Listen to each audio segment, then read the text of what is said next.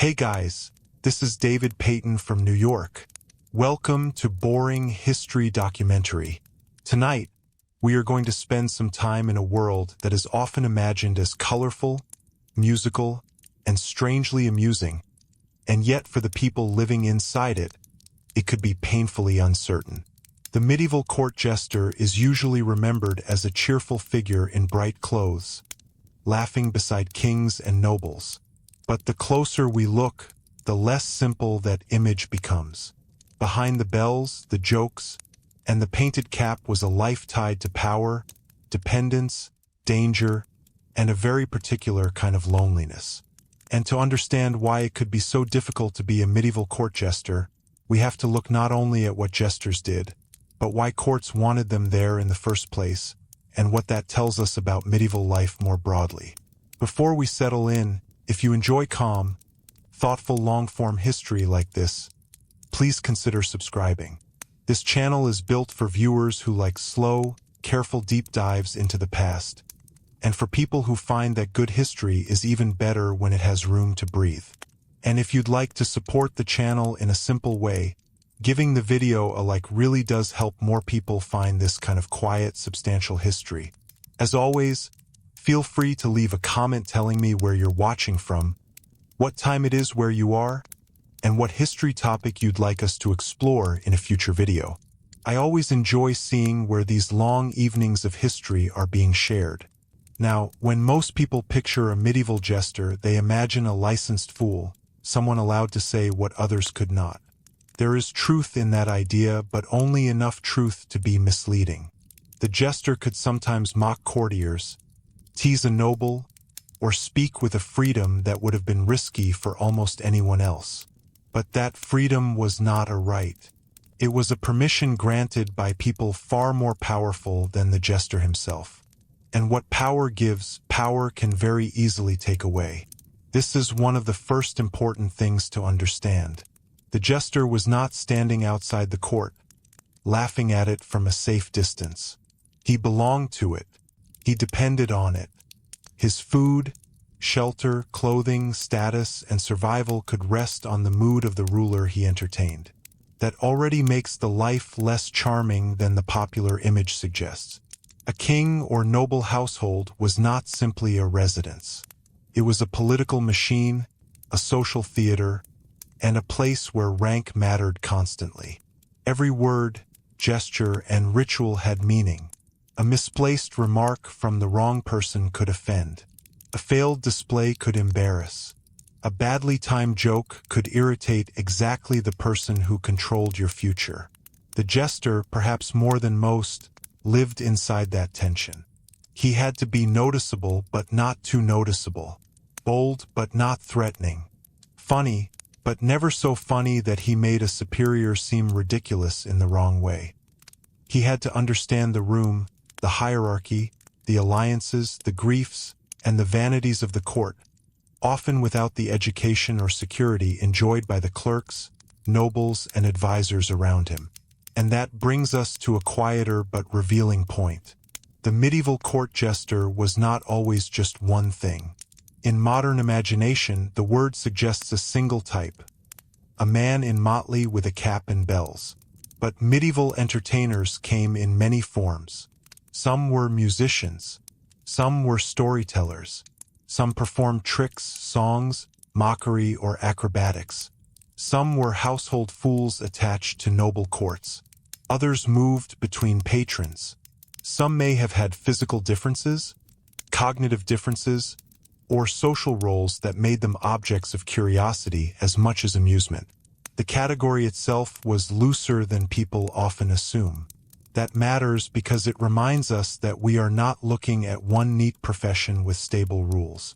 We are looking at a range of precarious lives at the edge of patronage. In a society without modern employment protections, dependence on a great household could be both an opportunity and a trap. A successful entertainer might receive clothing, meals, gifts, and a place within an elite environment otherwise closed to common people. On paper, that sounds fortunate, but comfort given by a patron was never the same as independence. If a lord died, fell from power, lost wealth, or simply lost interest, the performer's position could vanish with alarming speed.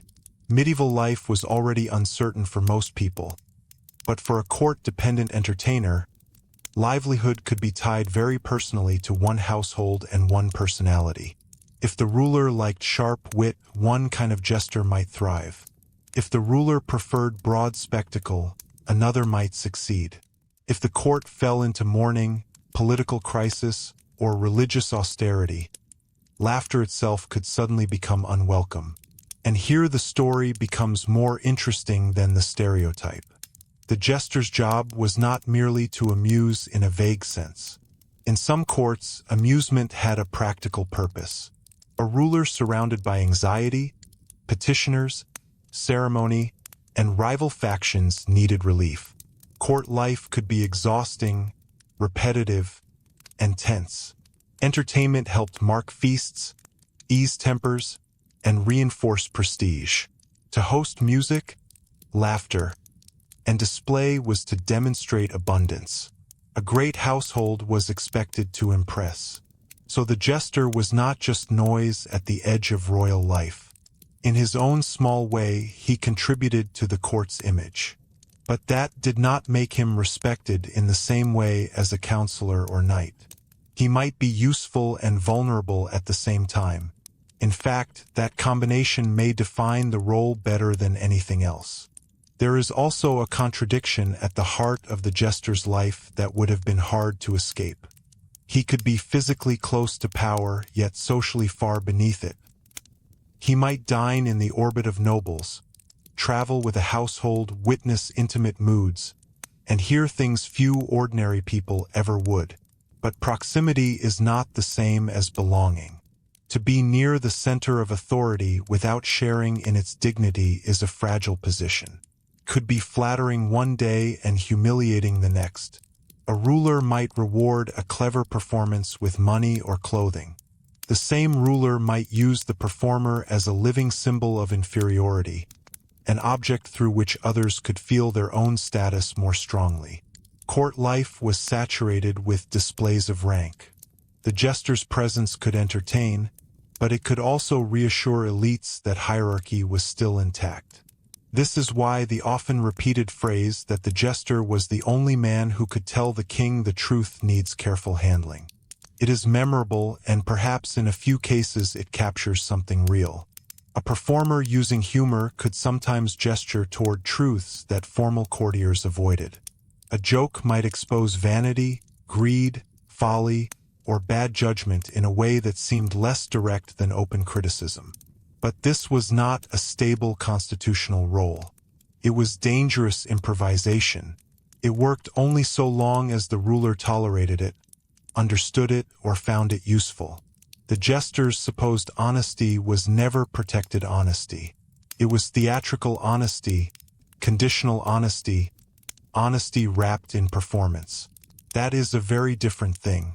And in a culture where rulers were expected to uphold order and honor, even a joke could cross into insult with surprising speed. For the jester, then, intelligence was not simply a bonus.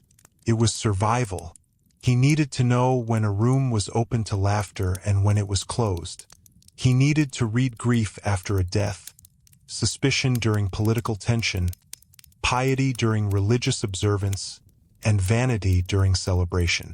He had to perform for audiences that might include hardened nobles, clerics, servants, diplomats, and family members, each with different thresholds for what was amusing or offensive.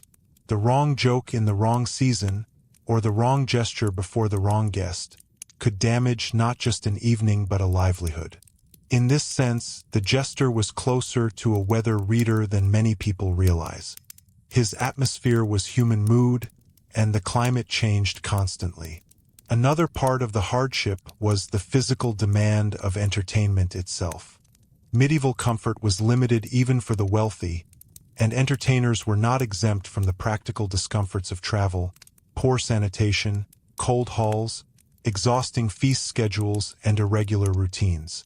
Bright costume and artwork can make the job appear festive, but clothing could be heavy, uncomfortable, and designed for display more than ease. Long hours in noisy spaces, the need to remain lively late into evenings, and the demand to perform on command all carried a cost. Court feasts were not modern stage productions with clean backstage areas and fixed performance windows.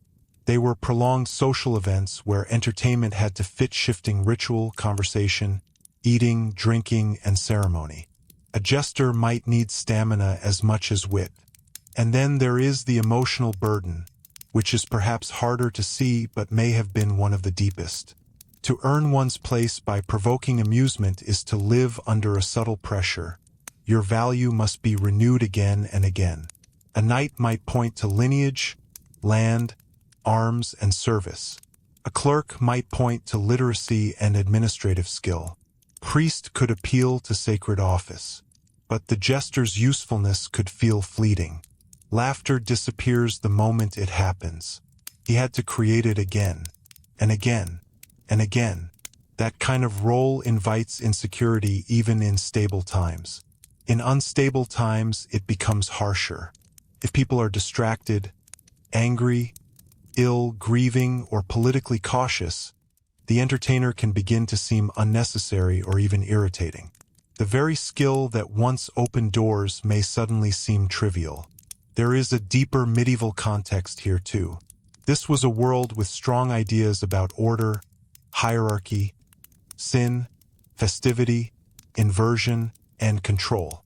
Periods of celebration sometimes allowed a temporary loosening of normal rules, a brief space for mockery or reversal, but these reversals usually confirmed the normal structure rather than abolishing it. The fool could play at disorder because the court remained in command. Laughter could release pressure, but it also marked the boundaries of permission. In that sense, the jester's role reflects a wider medieval truth. People could enjoy inversion without surrendering hierarchy. They could laugh at authority in a managed setting while preserving authority in daily life. That is one reason the role existed at all. The jester represented controlled disorder inside a very ordered world. But controlled disorder is still a dangerous place to live. The man embodying it could easily become expendable. This is especially true when we remember that medieval people did not divide public and private life in the way modern people often do. A noble household was both intimate and political. Resentments formed quickly. Favorites rose and fell. A performer who became too familiar, too annoying, or too associated with one faction could be pulled into conflicts he never intended to join. Sometimes the safest performer was the one who seemed least consequential. Yet to succeed, he also had to be memorable. That paradox sat at the center of the job. And so, what looked from the outside like privilege could feel from within like exposure. To stand near a throne was not necessarily to stand securely. It might mean living under constant observation, where one's mistakes were visible, one's dignity uncertain, and one's future dependent on keeping powerful people amused without ever forgetting who held the power. The bells and bright cloth in that light begin to look less like symbols of freedom and more like a uniform for a very particular kind of service. And once we start to see the jester in those terms, another question begins to emerge, one that takes us deeper into the strange social world of medieval courts. If the fool was not merely a comic ornament, and not quite a truth-teller in the romantic sense either, then what exactly did rulers think they were keeping at their side when they kept such men close? That question matters because the answer leads us into the psychology of kingship itself, and into the uneasy line between amusement, status, ritual, and control. That question matters because the answer leads us into the psychology of kingship itself, and into the uneasy line between amusement, status, ritual, and control. Medieval rulers did not surround themselves with people at random. A court was expensive to maintain, difficult to manage, and deeply symbolic. Every person near the ruler said something about the ruler's power, taste, resources, and authority. In that sense, the jester's presence was not accidental decoration. He could serve as a small but revealing instrument in the larger theater of rule. To understand that, it helps to slow down and picture the medieval court not as a fixed marble palace from a later age, but as a living household in motion. Kings and great nobles often traveled. Their courts expanded and contracted. They lodged in castles, manors, palaces, and fortified residences, bringing with them servants, clerks, officials, guards, chaplains, cooks, entertainers, dependents, and petitioners. The ruler's household was administrative, political, domestic, and ceremonial all at once.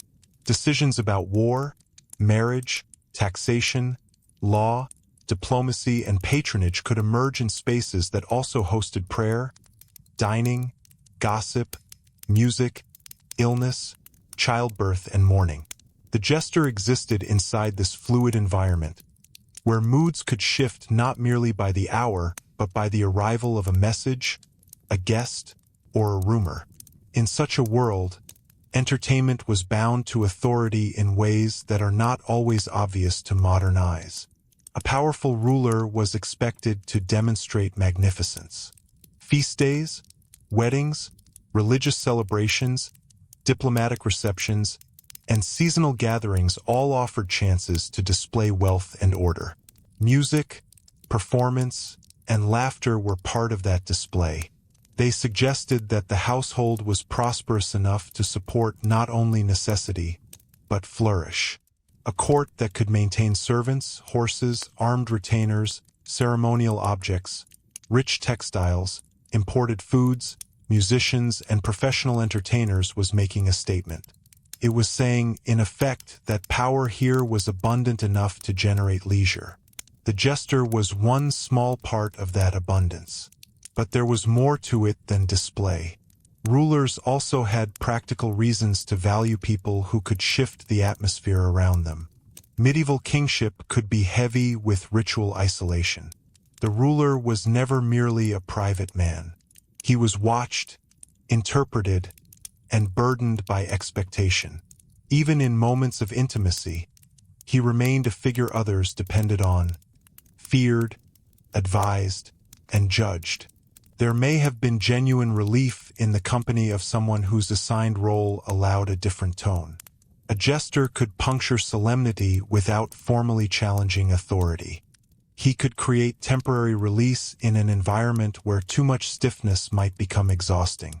That does not make the relationship equal or warm in every case, but it does suggest that the fool's place in court life could answer a real emotional need.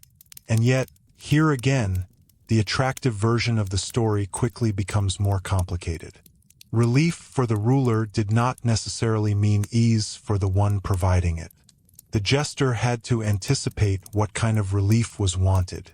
Was the court in a mood for broad humor, for songs, for mimicry, for mocking local absurdities, for playful inversions of rank, for verbal cleverness, for bodily performance? Was the ruler irritated, tired, melancholic, suspicious, or celebratory? Did foreign envoys need to be impressed or handled carefully? Was the queen present? Were clerics in attendance? Had someone recently fallen from favor? Was there illness in the household? These were not trivial details. A performer who misread them could turn an occasion sour. This is one reason the work could require a degree of social intelligence that formal records do not always capture. Many medieval sources tell us more readily what was purchased for a court fool, or what gift was given, than what the daily emotional labor of the role actually involved. But if we read household life with some care, the demands begin to appear. The jester had to listen, observe, and survive by instinct. He needed to know which noble enjoyed being teased and which only pretended to. He needed to sense whether the ruler wanted distraction or affirmation.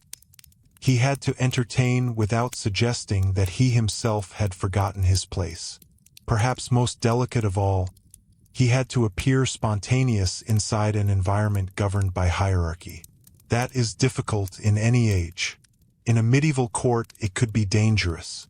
The danger was not always dramatic, and perhaps that is worth emphasizing. It is tempting to imagine medieval life in sharp extremes, as if every mistake led instantly to punishment. Often the reality was more gradual and more wearing. A jester might be tolerated but respected less. He might lose favor, receive fewer rewards, be edged aside for another entertainer, or find himself less welcome at important moments. Humiliation can be quiet. Dependence can narrow a person's freedom long before any formal dismissal. To live by pleasing powerful people is to notice small changes in tone. A glance that lingers too long, laughter that comes too late, invitations that stop arriving, gifts that do not come this season.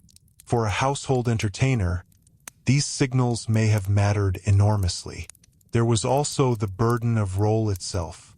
Once someone becomes known as a fool, others begin to treat him through that frame. His remarks may be discounted even when perceptive. His emotions may be ignored if inconvenient. His mistakes may be seen as natural to him, his dignity as secondary, his body and habits as part of the entertainment. The role could consume the person inside it. Some court fools may well have learned to use this perception cleverly, masking insight within apparent absurdity. But even that strategy carried a cost. It depended on being underestimated. A man might gain a certain liberty only by accepting that others did not see him fully as an equal human presence. And this raises a particularly uncomfortable aspect of the subject. Not all those called fools or kept for amusement would have entered the role under conditions we would recognize as fair choice. Medieval households, like many pre-modern households, could absorb people through service, dependency, patronage, coercion, or inherited lack of options. Some individuals who became objects of entertainment may have had disabilities, unusual appearances, or behaviors that elite society treated as comic, curious, or symbolic. The court's appetite for novelty could be cruelly entangled with its appetite for laughter. That does not mean every jester's life was identical, or that every court entertainer was mocked in the same way. But it does mean that behind the broad category of court jester lay lives shaped by social vulnerability, not merely talent. That vulnerability becomes clearer when we compare the jester to other figures in the household. A clerk might rise through literacy. A physician had specialist knowledge. A chaplain possessed sacred authority. A steward handled resources. Even a soldier had a recognized martial function tied to honor and service. The jester's usefulness, by contrast, was more difficult to defend in stable institutional terms. He might be beloved, but affection is uncertain. He might be tolerated as part of tradition, but traditions can fade. He might have personal access to a ruler, but personal access is not the same as secure office. This is why the profession, if we can call it that, often sat somewhere between intimacy and insecurity. The records that survive sometimes illuminate this in small, telling ways. Payments for clothing, shoes, livery, food allowances, travel costs, festive rewards, or seasonal gifts can show that fools and entertainers were indeed maintained by major households. They could be valued enough to receive material support. But such records also reveal dependence. Clothing from the household was not only generosity, it marked belonging to the patron's world. To wear what the household provided was to be visibly part of its order. Gifts themselves could reinforce hierarchy as much as kindness. The ruler gave because the ruler stood above. The fool received because the fool depended. This may help explain why costume matters so much in the popular image. The bells, motley, cap, and other visual signs are memorable to us because they look theatrical. But costume in a court setting also fixed a person into a legible role. It announced how he should be read. It may have amplified comedy, but it also reduced ambiguity. Here is the fool. Here is the entertainer. Here is the man whose function is licensed laughter. In that sense, costume could be empowering and limiting at once. It made the jester visible. It also confined him within a social script that others expected him to perform. If that sounds severe, it is because medieval courts could be severe places even when they were festive. Ceremony and amusement coexisted with fear, competition, disease, debt, and political calculation. A feast was not simply a pleasant meal. It was an occasion on which rank was displayed, alliances observed, favor measured, and honor protected. Seating mattered. Serving order mattered. Gesture mattered. In such a setting, the jester's work took place not in a free field of laughter but inside a carefully graded social world. Humor had to travel across rank without breaking it. That is not easy. In many ways, it is harder than speaking plainly, because the performer must communicate two things at once: the joke itself and the reassurance that the joke does not truly threaten the order of the room. This is where a subtle historical twist appears. The thing that made the jester seem free was often the very thing that proved he was constrained. His apparent liberty to mock was valuable because everyone understood that it existed within boundaries. The court enjoyed the spectacle of permitted disorder precisely because real disorder was feared. In other words, the fool could play with instability because the court wanted to prove it could contain instability. That makes the role less romantic and more revealing. The jester was not a medieval symbol of unrestricted speech. He was part of a system that staged controlled release. Religious culture deepened that tension. Medieval Europe was not uniformly grim, and people certainly laughed, celebrated, sang, and enjoyed festivity.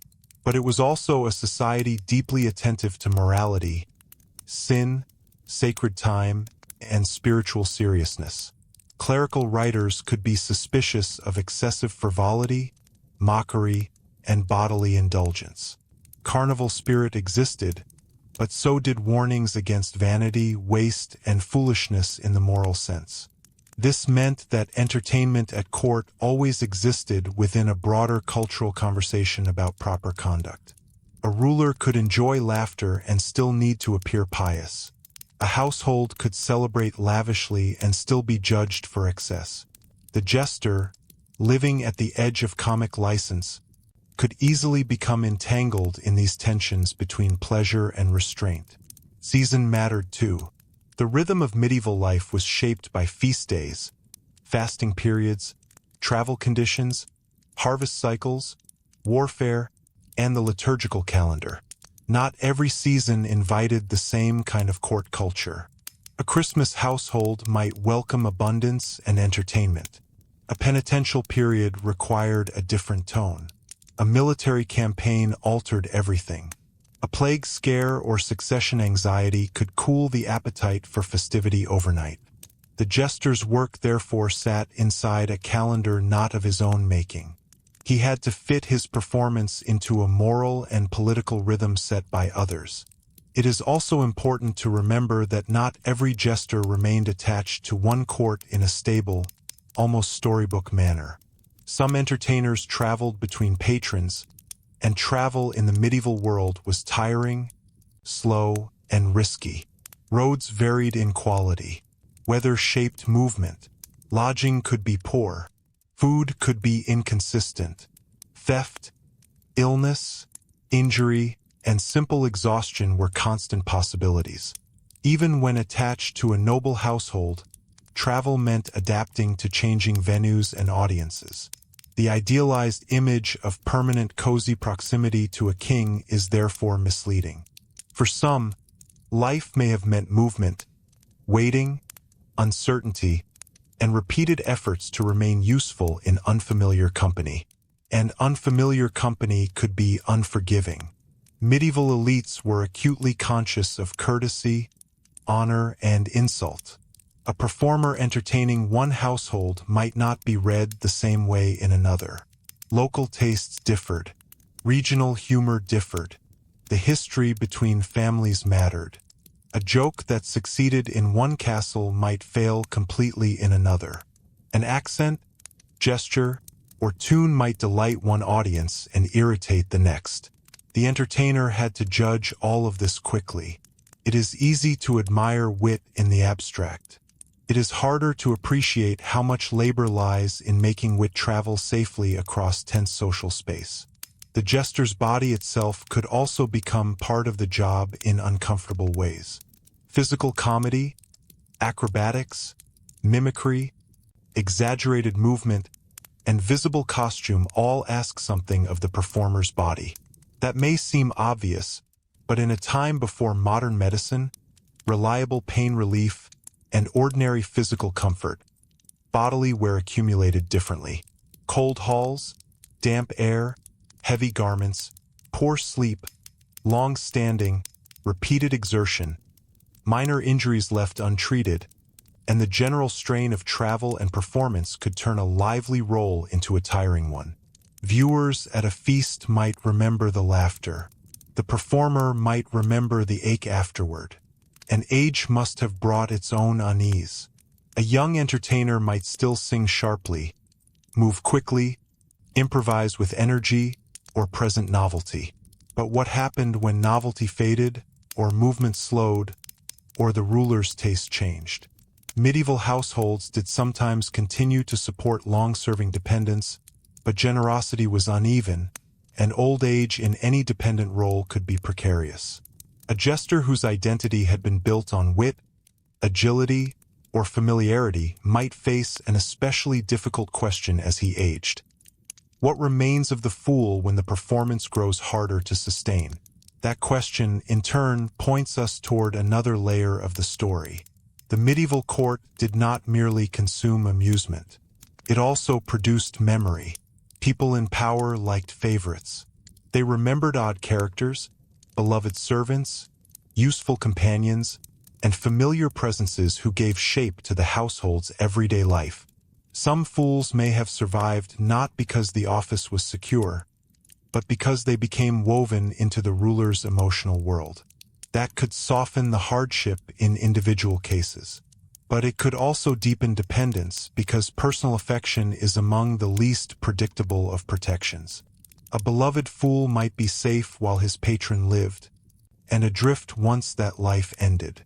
And when a reign ended or a household broke apart, the whole carefully balanced world around such a man could change at once. A new ruler brought new tastes, new advisors, new household priorities, new anxieties, and sometimes an entirely different idea of what court life should look like. Continuity was never guaranteed. The fool who had learned exactly how to manage one king's moods might find that skill far less useful with the next. The comic habits that once seemed charming might suddenly feel stale, awkward, or politically unwise. Patronage was never merely employment. It was adaptation to a living center of power. When that center shifted, every dependent orbiting it felt the movement. And this is where the role of the jester begins to connect with a much larger medieval pattern, the problem of surviving by nearness to greatness. Many people at court faced versions of that problem. But for the fool, it may have been felt in an especially exposed form, because his work depended so directly on attention, temperament, and the ruler's willingness to keep a fragile space open for laughter. Once that space narrowed, everything narrowed with it. Which is why, as we move further into this world, we need to look more closely at the people behind the role itself, and at how medieval society decided who could become a fool who was merely treated as one, and who paid the highest price for amusing the powerful. Which is why, as we move further into this world, we need to look more closely at the people behind the role itself, and at how medieval society decided who could become a fool who was merely treated as one, and who paid the highest price for amusing the powerful. That question matters because the category of jester was never as neat as later imagination would like it to be. In paintings, stage revivals, and popular memory, the medieval fool often appears as a single recognizable figure. In reality, the people gathered under that image could be quite different from one another in background, ability, status, and experience. Some were skilled entertainers in a fairly deliberate sense. Others seemed to have occupied a place in noble households because they were considered odd, amusing, dependent, or socially outside the ordinary hierarchy. And once we begin to separate those strands, the hardship of the role becomes even clearer. One kind of court entertainer was plainly talented in the active, professional sense. He might sing, play an instrument, perform comic routines, imitate voices, tell stories, juggle or combine several of these arts. Such a man still lived precariously, but at least part of his place at court rested on a skill he could cultivate. He may have traveled between patrons, adapted material to different audiences, and built a reputation that gave him some small leverage. Even then, the leverage was limited. Talent does not cancel dependence, but it could offer a little room to negotiate, especially if the entertainer's ability was uncommon or especially prized. Alongside such figures, however, were those sometimes described in sources in ways that suggest something less like a chosen art and more like a social condition. Medieval courts, like many elite environments across history, could turn human difference into spectacle. Physical unusualness, distinctive mannerisms, speech differences, or cognitive differences might attract attention in ways that were not kind. A person could become part of a household not because he mastered a performance tradition, but because the household found his presence entertaining, symbolic, comforting, or simply curious. This is where the subject becomes more uncomfortable and also more important, because it reveals that the laughter surrounding the fool was not always laughter he fully controlled. That distinction between performing comedy and being treated as comic is crucial. A trained entertainer, however insecure his position, could at least shape part of the encounter. He could develop timing, select targets, refine gesture, and learn how to win a room. Someone reduced to amusement by the perceptions of others held far less control. The difference may not always be visible in surviving records, which are often written from above and with limited sympathy. But the human difference would have been enormous. One person risks failure in a profession. Another risks having his whole personhood folded into a role he did not define. When we ask why it may have been miserable to be a medieval court jester, this is one of the deepest answers.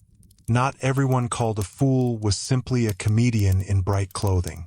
Some were living inside a structure of dependency that treated their difference as part of the court's entertainment. This also helps explain why the language around folly in medieval culture matters so much. Fool was not only a professional label. It was a moral term, a literary device, a theological category, and a social insult. Medieval sermons, moral texts, and biblical commentary often spoke of folly as spiritual blindness, vanity, pride, or refusal of wisdom. Meanwhile, festive culture could make use of comic fools, mock kings, playful inversions, and exaggerated stupidity. Then courtly life added another layer, where a fool might be an actual household figure. These meanings overlapped. The result is a world in which a living person could occupy a role shadowed by moral and symbolic associations he did not choose. To be called a fool in that culture was never merely descriptive. It came wrapped in centuries of judgment, laughter, warning, and unease. That cultural background may have made the role more unstable, not less. If the fool amused, he served a purpose. But if his behavior drifted from enjoyable absurdity toward irritating excess, or if moral seriousness returned to the foreground, the same traits that once entertained could be condemned. In a courtly feast, foolishness might be licensed for an evening. In a moment of political stress or devotional intensity, it might suddenly seem improper. The fool lived on that edge. He was welcomed insofar as his presence could be framed as useful, harmless, diverting, or traditional. He became vulnerable the moment those frames slipped. Medieval households themselves contributed to this instability because they were full of watchers. Great halls and chambers were crowded with servants, attendants, guests, messengers, clerics, children, guards, and noble dependents. News traveled quickly. Reputations hardened through repetition. A fool who became known for one mannerism or one humiliating incident might find that identity following him relentlessly. Court culture could be intimate, but it could also be mercilessly observant. The man who slipped, stammered, overreached, or became the butt of a joke once might struggle to escape that impression later. In that sense, the jester's labor was not only to amuse. It was also to manage how he himself was being read in a space where many people found pleasure in categorizing others. There is a revealing irony here. The fool is often imagined as the least bound by etiquette, but in reality he may have had to master etiquette in especially subtle ways. Not the polished etiquette of a courtier trained from youth in noble behavior, but a practical, watchful etiquette of survival. He needed to know when to withdraw. He needed to know when the ruler wished to laugh privately and when public laughter would be awkward. He needed to know how far to extend a bit before it became a slight. He needed to judge whether a guest was comfortable being included in the joke or likely to take offense. He had to navigate rank while pretending, at least sometimes, to ignore rank. That is an unusually demanding combination of masks. And yet, for all that caution, the fool's place often depended on being seen as natural, impulsive, or delightfully unfiltered. That performance of spontaneity was itself a burden. The more relaxed and effortless the entertainer appeared, the harder others could forget the calculations behind the act. Modern performers know something of this as well, but the medieval jester faced it without the protections of contract, reputation systems, or a clear distinction between performance space and private space. The court was both stage and workplace and sometimes home. There was nowhere fully outside the role. The man who amused at dinner might still be expected to amuse during travel, during idle hours, at Christmas, after hunting, in small gatherings, or whenever a superior demanded diversion. It is worth pausing here to think about exhaustion, because exhaustion changes how a person is seen. A tired noble could be described as burdened by duty. A tired clerk might be diligent. A tired soldier might be honorably worn by service. But a tired fool risked looking simply less entertaining. His exhaustion could undermine the very thing that justified his place. And because humor often relies on energy, timing, and responsiveness, fatigue would have been more than a private discomfort. It could become publicly visible as reduced usefulness. That must have created its own pressure to remain lively beyond what was comfortable, especially during the long festive cycles when elite households expected abundant display. The same pressure probably shaped the fool's relationship with food, drink, and celebration. Medieval feasting culture could be generous, but generosity often came tied to obligation. To be present at the table was to participate in the rhythm of service and display. Entertainers may have received food, drink, and gifts that were materially valuable in a hard world. Yet access to these pleasures did not necessarily mean freedom. Being fed by the court also meant being available to the court. Even intoxication, where it occurred, might be double-edged. A source of temporary ease, but also a risk in a profession where misjudgment could be costly. A ruler or noble might laugh at excess one night and despise it the next. Another part of the hardship lies in how medieval society valued dignity. Dignity was not equally distributed. It moved through rank, lineage, office, gender, reputation, and recognized function. The jester's difficulty was not simply low status. Many people in the household had low status.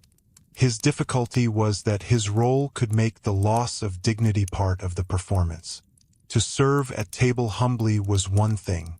To dance, stumble, exaggerate, self-mock, or invite laughter directed toward one's person was another. Even when done skillfully, This could blur the line between agency and abasement. Some entertainers may have handled it with confidence. Some may even have taken pride in mastery over the room. But the structure itself made humiliation available as part of the job. And humiliation, in a courtly setting, had long echoes. Noble households ran on memory. People remembered who had embarrassed whom, who had mocked whom successfully, who had lost control of a room, who had overstepped, who had pleased the ruler, who had bored him, who had become old-fashioned, who had once been favored and then cooled. The fool therefore lived in a world where one bad evening could linger in story long after the hall had emptied. Unlike a poor harvest or a broken cart, a social failure in a court could become part of one's identity. That is especially harsh for someone whose labor depended on recurring approval. There is also a broader social point here. Medieval elites often liked the appearance of disorder more than disorder itself. They might delight in the fool's cap, the comic reversal, the upside-down gesture, the mockery that stopped just short of real offense. But they wanted these things held within structure. The jester was useful precisely because he brought a taste of chaos without threatening the chain of command. This meant that the fool's success depended on embodying a paradox. He had to symbolize freedom while proving control. He had to look unruly while remaining manageable. He had to act outside the norm while constantly protecting the norm. The strain of such a role is easy to underestimate because the laughter it produced disguised the discipline beneath it. When we look at literary culture from the period, this tension appears in another form. Medieval writers often used fools to expose truth indirectly, to comment on vanity, or to dramatize the limits of worldly wisdom. But literature can romanticize what daily life punishes. A fool in a story may speak sharply and survive because the structure of the tale rewards revelation. A real fool in a hall full of anxious nobles did not live inside that safe pattern. He had to cope with actual tempers, actual resentments, actual patronage networks. This difference between literary usefulness and lived vulnerability is one reason modern viewers so easily overestimate the freedom of historical jesters. The symbolic fool may be wise. The household fool still has to wake up tomorrow and depend on the same court he amused today. Children in noble households may also have shaped the role in ways rarely acknowledged. Courts were full of young people learning rank, manners, alliances, and household culture.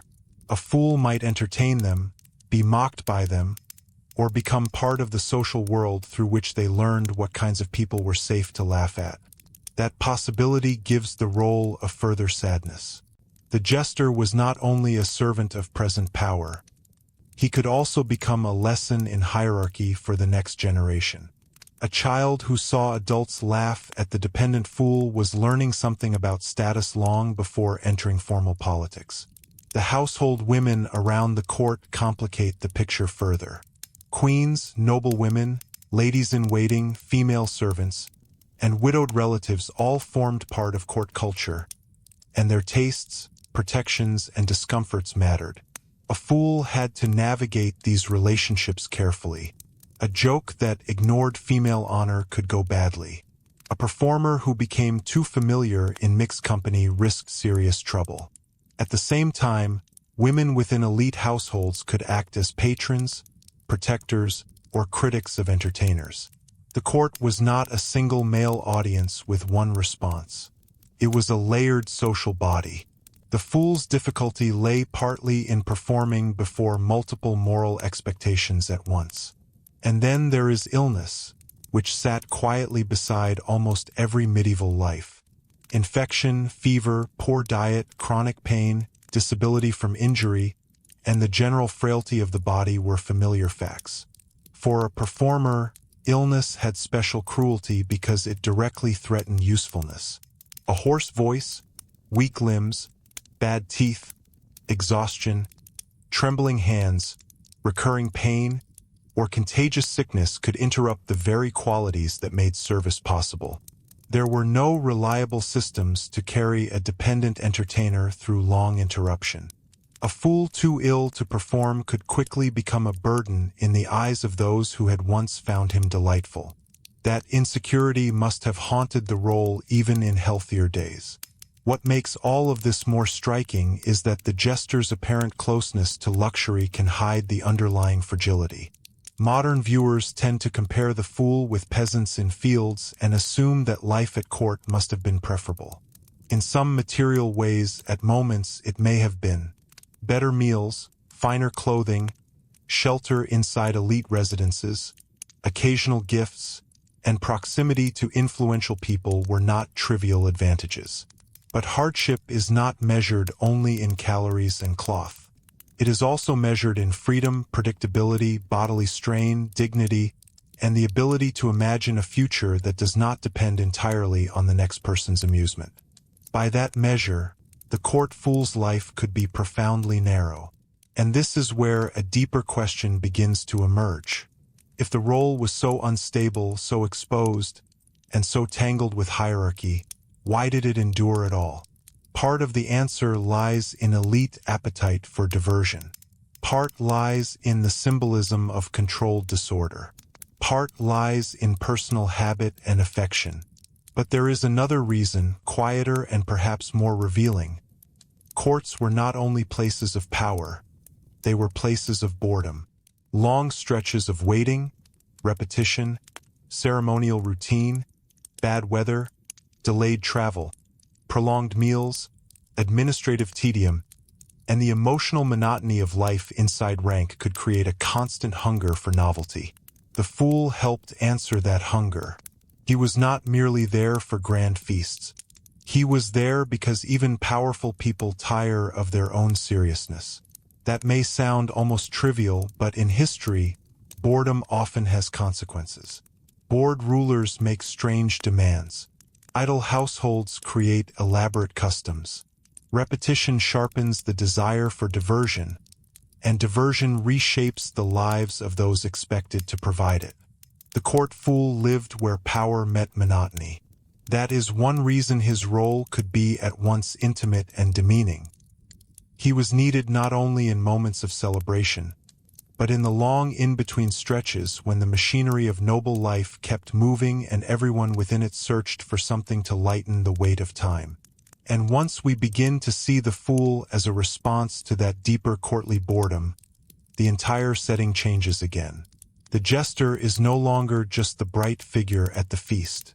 He becomes part of the daily texture of elite existence, woven into routine, impatience, vanity, loneliness, and ritual repetition. That shift matters because it brings us closer to the actual hours of his life, and to the uncomfortable possibility that the hardest part of being a medieval court jester was not the occasional big performance at all, but the endless ordinary days in between, when the court still expected to be entertained and the fool still had to find something left to give. That shift matters because it brings us closer to the actual hours of his life, and to the uncomfortable possibility that the hardest part of being a medieval court jester was not the occasional big performance at all, but the endless ordinary days in between, when the court still expected to be entertained and the fool still had to find something left to give. In many ways, that daily grind is the part most likely to disappear from the popular image. The feast survives in art, the costume survives in memory, the joke survives in anecdote, but repetition rarely leaves such vivid traces. And yet repetition may have defined the role more than any single brilliant performance ever did. A medieval great household could be full of pauses.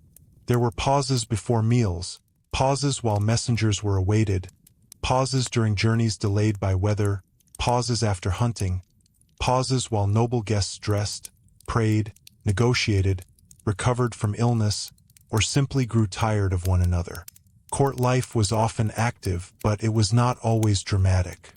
A great many hours were spent in the maintenance of status, the observance of routine, and the management of boredom. The fool lived inside those pauses. He had to make himself useful not once in a grand hall, but over and over in smaller, less memorable settings where the appetite for amusement was real, but the reward for providing it was uncertain.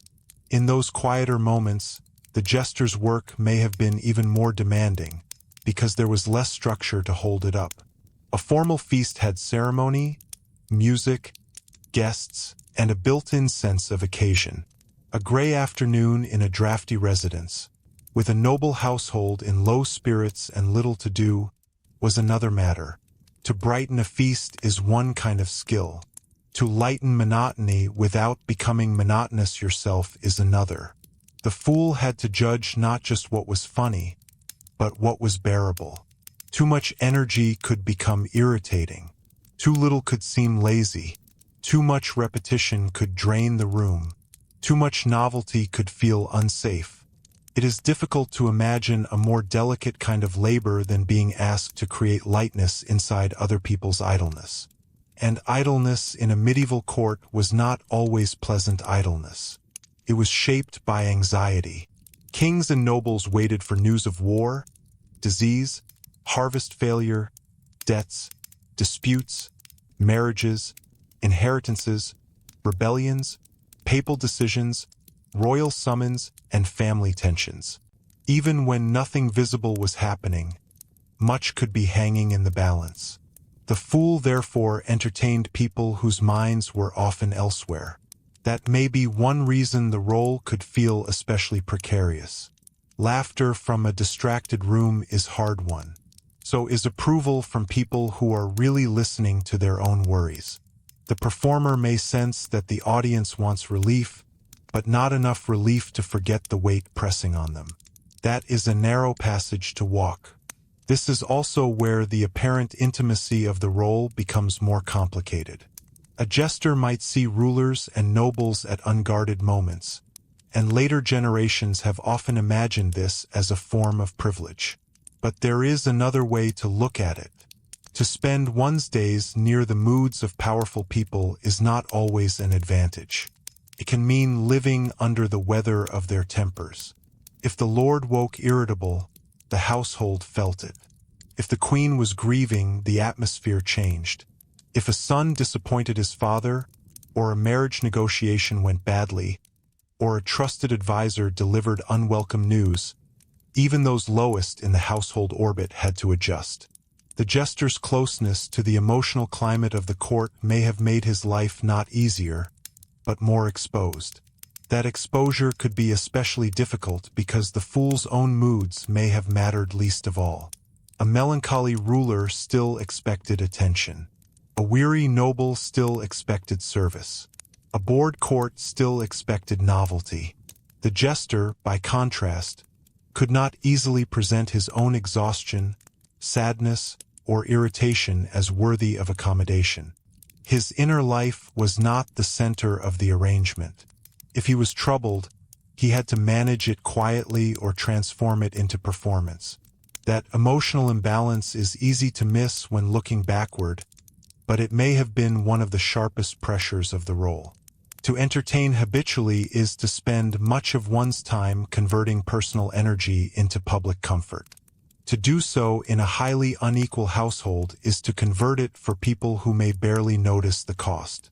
There is also something revealing in the way courts liked familiarity. Great households often valued recurring characters, predictable rituals, and known personalities. A fool who had served for years might become part of the household's rhythm, expected at certain moments, recognized for certain sayings, gestures, or forms of play. That could bring security of a sort. Familiarity sometimes protects, but it can also trap. Once a man becomes known for a particular comic identity, he may find it harder to grow beyond it. The court wants the version of him it already knows. It wants the old routine, the old catch of wit, the recognizable tone that helps define household life. What if the fool changes? What if age, pain, reflection, or simple fatigue makes the old performance harder to inhabit? The court may not wish to notice. This is one reason that court entertainment, though seemingly playful, could become oddly rigid. The household expected surprise within limits, freshness within a known personality, variation without genuine transformation. The fool had to keep giving the court itself back to itself in a form it enjoyed. He could not become too strange, too somber, too serious, too reflective, or too independent. In that sense, the role may have functioned almost like a living household object, familiar and animated but expected to remain available. That sounds harsh, but court culture frequently blurred the line between person and function. Servants, retainers, companions, and dependents could all become identified primarily through what they provided to the household's order. The fool's trouble was that what he provided came so close to his own personality that the household's claim on his role could begin to feel like a claim on the whole self. If that happened, then the jester's apparent nearness to freedom becomes even more deceptive. Freedom is not just the ability to speak loosely or wear unusual clothing. It is also the ability to step out of role, to be left alone, to disappoint expectations without catastrophe, to grow older without losing one's place, to possess a future not entirely dependent on charm. By that measure, the court fool may have had less freedom than some people of lower rank but clearer function. A cook, a groom, a porter, a clerk, or a laundress had hard lives, certainly, but the court did not usually demand that their personality remain a constant source of delight. The jester's labor was more intimate with the self, and therefore, in its own way, more exhausting. The physical spaces of the court amplified these pressures. Medieval residences were not built for privacy in the modern sense. Great chambers, shared sleeping arrangements, servants moving constantly, echoes of footsteps, conversation passing through hallways, the smell of smoke, bodies, animals, wax, damp cloth, food, and rushes underfoot all created an environment in which one was rarely wholly alone. Even great lords had less private space than modern viewers often imagine. For a dependent entertainer, privacy may have been rarer still. To live in proximity to others under observation, while also carrying a role associated with comic availability, must have made rest fragile. The fool might be called upon suddenly, recognized immediately, expected to respond quickly. In such a world, true withdrawal could be difficult, and it is not hard to imagine how such a life might alter a person's sense of time. If each day contains the same pressure to be ready, amusing, adaptive, and acceptable, then the future can shrink. Instead of planning far ahead, one begins to live by the immediate reactions of others. Did today go well? Was the Lord pleased? Did the room laugh? Was the lady amused or offended? Did the guests leave satisfied? Was the gift generous? Was there any sign of cooling favor? These become the measures by which life is read. The broader horizon recedes. That narrowing of time, that reduction of life into a sequence of judged performances, is another form of hardship, and one well suited to a courtly world in which many dependents lived by favor. At the same time, the fool's position could create misleading hopes. Because he was near power, he might sometimes imagine influence where there was only familiarity. Perhaps he knew the ruler's habits better than many advisors did. Perhaps he sensed tensions before others spoke of them openly. Perhaps he had moments of successful boldness that made him feel protected. But those moments could encourage a dangerous illusion. Nearness does not erase hierarchy. A fool who believed himself more secure than he was might take a liberty that the court had no wish to forgive. Many dependent roles in history carry this particular danger. The servant who mistakes access for standing, the favorite who mistakes indulgence for equality, the entertainer who mistakes laughter for lasting safety. This is where the emotional weather of court life becomes especially important. Medieval households often ran on favor, and favor is notoriously unstable. It rises quickly, dims gradually, and sometimes disappears for reasons that remain obscure even to the person losing it. A new companion arrives. A political anxiety changes the ruler's mood. Religious seriousness deepens after illness or bereavement. A counselor whispers that the fool has grown tiresome. The performer makes a misjudged remark at the wrong feast. None of these need be dramatic to matter. What makes favor frightening is that it can fade without formal explanation. For a jester, this meant that the line between being cherished and being merely tolerated may often have been hard to read until it was already moving beneath his feet. Yet courts were not made only of cold calculation. That would be too simple and perhaps too modern. Affection, habit, memory, and genuine attachment mattered too. Some rulers clearly enjoyed the company of particular fools and kept them for years. That suggests that the role could include warmth, not merely exploitation. But warmth within hierarchy is not simple comfort. A ruler may feel real fondness for a dependent and still hold total power over him. The fool may return that affection sincerely and still be trapped by the imbalance. Some of the saddest relationships in history are those in which kindness and inequality coexist so closely that neither cancels the other. The medieval court likely contained many such relationships. This makes old age particularly interesting. A long-serving fool might remain in a household because he had become woven into its emotional memory. He was no longer merely funny.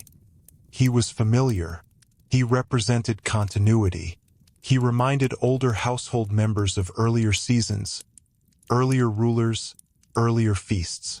In that sense, the fool could become a keeper of atmosphere, someone whose presence made the court feel like itself. But there is sadness in that too. It means that even survival into later years may not have brought release from role. Instead, it may simply have transformed comic usefulness into nostalgic usefulness. The man remains because he belongs to the household's memory, not necessarily because the household sees him freshly as a person with changing needs. The problem of replacement sharpened all of this. Courts liked novelty, and entertainment thrives on surprise. A younger, more agile, more inventive performer could easily alter the balance. The old fool's familiarity might seem comforting, but it could also seem stale beside newer amusement. A gifted musician, a sharper wit, a visiting performer, or simply a different household style under a new lord could push a familiar jester toward the edges. There is a special cruelty in becoming old within a role built partly on freshness. One's earlier success becomes the standard against which one is now found wanting. The court remembers what you used to do. It laughs less now. You hear the difference even if no one says it aloud. Travel only deepened these burdens. When households moved, entertainers moved with them. The roads were hard, the inns uncertain, the weather unpredictable, the timing tedious. Horses tired, carts broke, servants grumbled, and everyone arrived cold, wet, dusty, or sore. But courtly expectations rarely vanished just because the road was unpleasant. Once arrived, the household still had to eat, host, receive, and perform status. The fool had to cross from travel-worn body to comic service with very little transition. The modern distinction between work time and off time barely holds here at all. The performer's labor was braided into the movement of the household itself. And this points towards something bigger than the fool alone. Medieval courts were systems that consumed human energy continuously. They consumed the labor of cooks, tailors, scribes, laundresses, stable hands, soldiers, chaplains, nurses, pages, chamber servants, and entertainers. Each role fed the prestige and functioning of the household. The jester's difference was that his labor ended in laughter rather than in polished silver, copied letters, or fed horses. Because laughter seems light, the work behind it can appear light too. But social energy is still energy.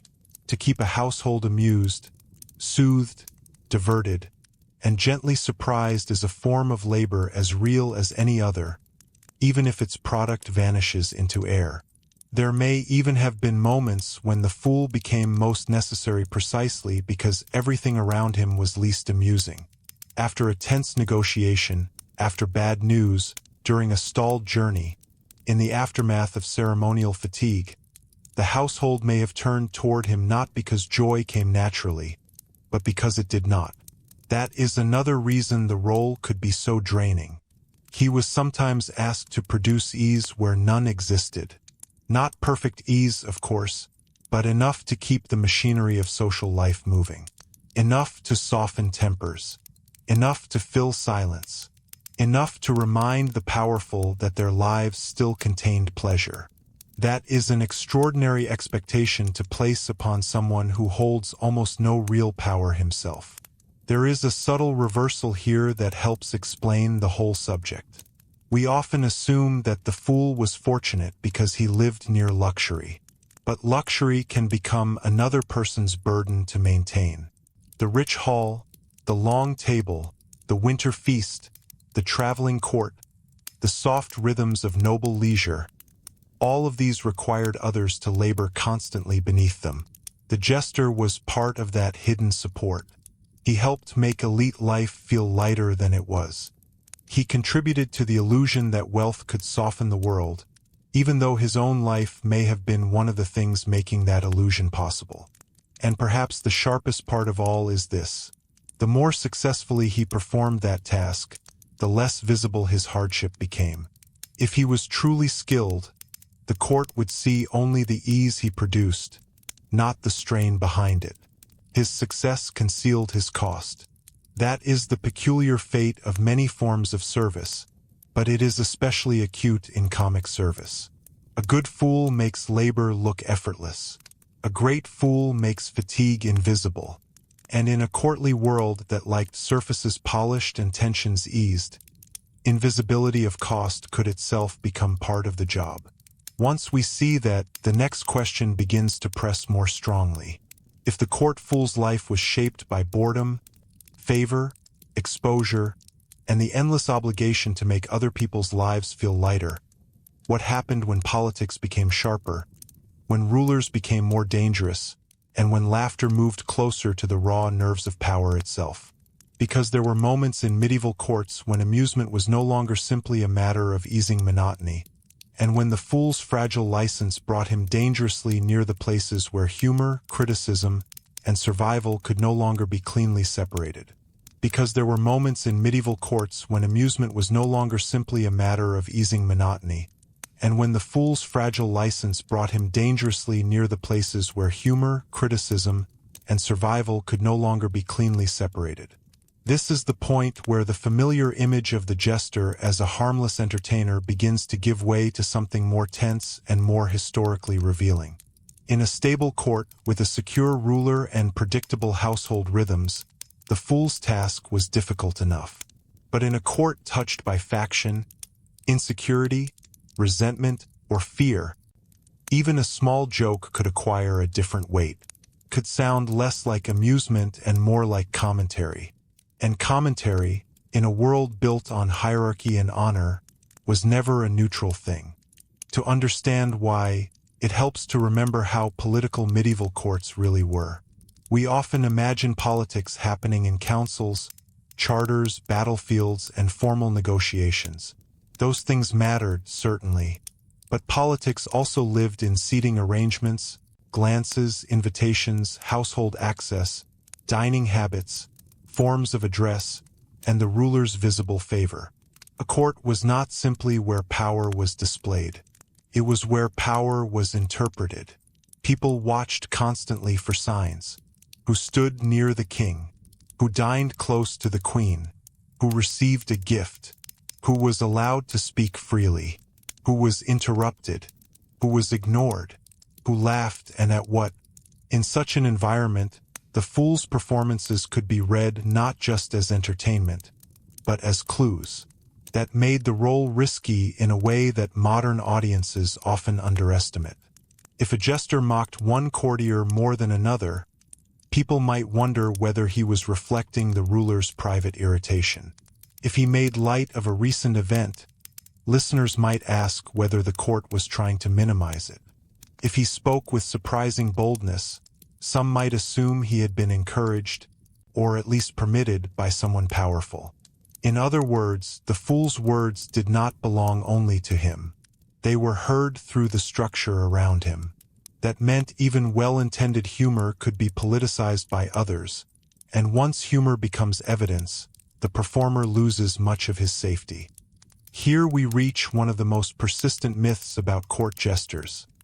The idea that they were medieval truth-tellers, almost like licensed critics who could say what no one else dared. The myth survives because it contains a grain of truth. A fool could sometimes voice something that others avoided.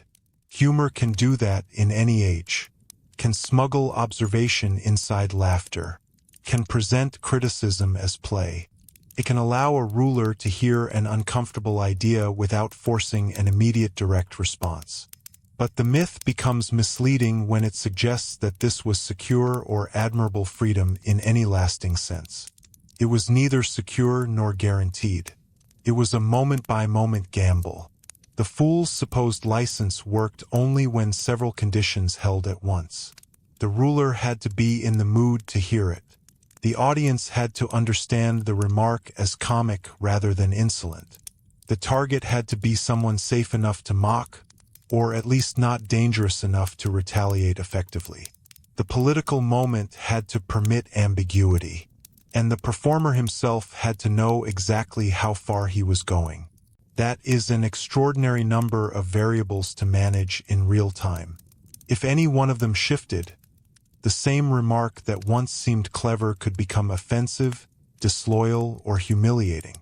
This is why the fool's intelligence has to be understood as situational, not merely verbal. Quick wit alone would not have been enough. He needed to read tensions that formal courtiers also struggled to interpret. He needed to sense when the ruler wanted candor wrapped in play, and when the ruler wanted reassurance instead. He needed to tell the difference between a courtier who could laugh at himself and one who would store an insult for later use.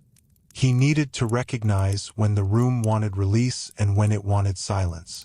The romantic version of the jester imagines him boldly speaking truth upward. The historical version, more often, is a man navigating power so carefully that even his boldness had to be disguised as instinct. And disguising intention is exhausting. It means living in layers. A fool might say one thing while hoping it is heard in 3 different ways at once. The ruler hears the joke. The courtiers hear the social signal.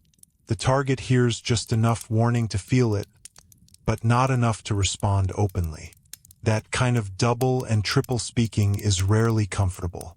It demands constant self-monitoring. It also means the performer can never be entirely sure what others have heard. A laugh does not settle interpretation. In fact, it may make interpretation more dangerous, because laughter can hide discomfort as easily as amusement. There is another twist here. The jester's proximity to politically charged humor may sometimes have made him useful not because he was free, but because he was deniable. If a ruler wanted a truth floated without formally owning it, a comic figure could be one way to do it.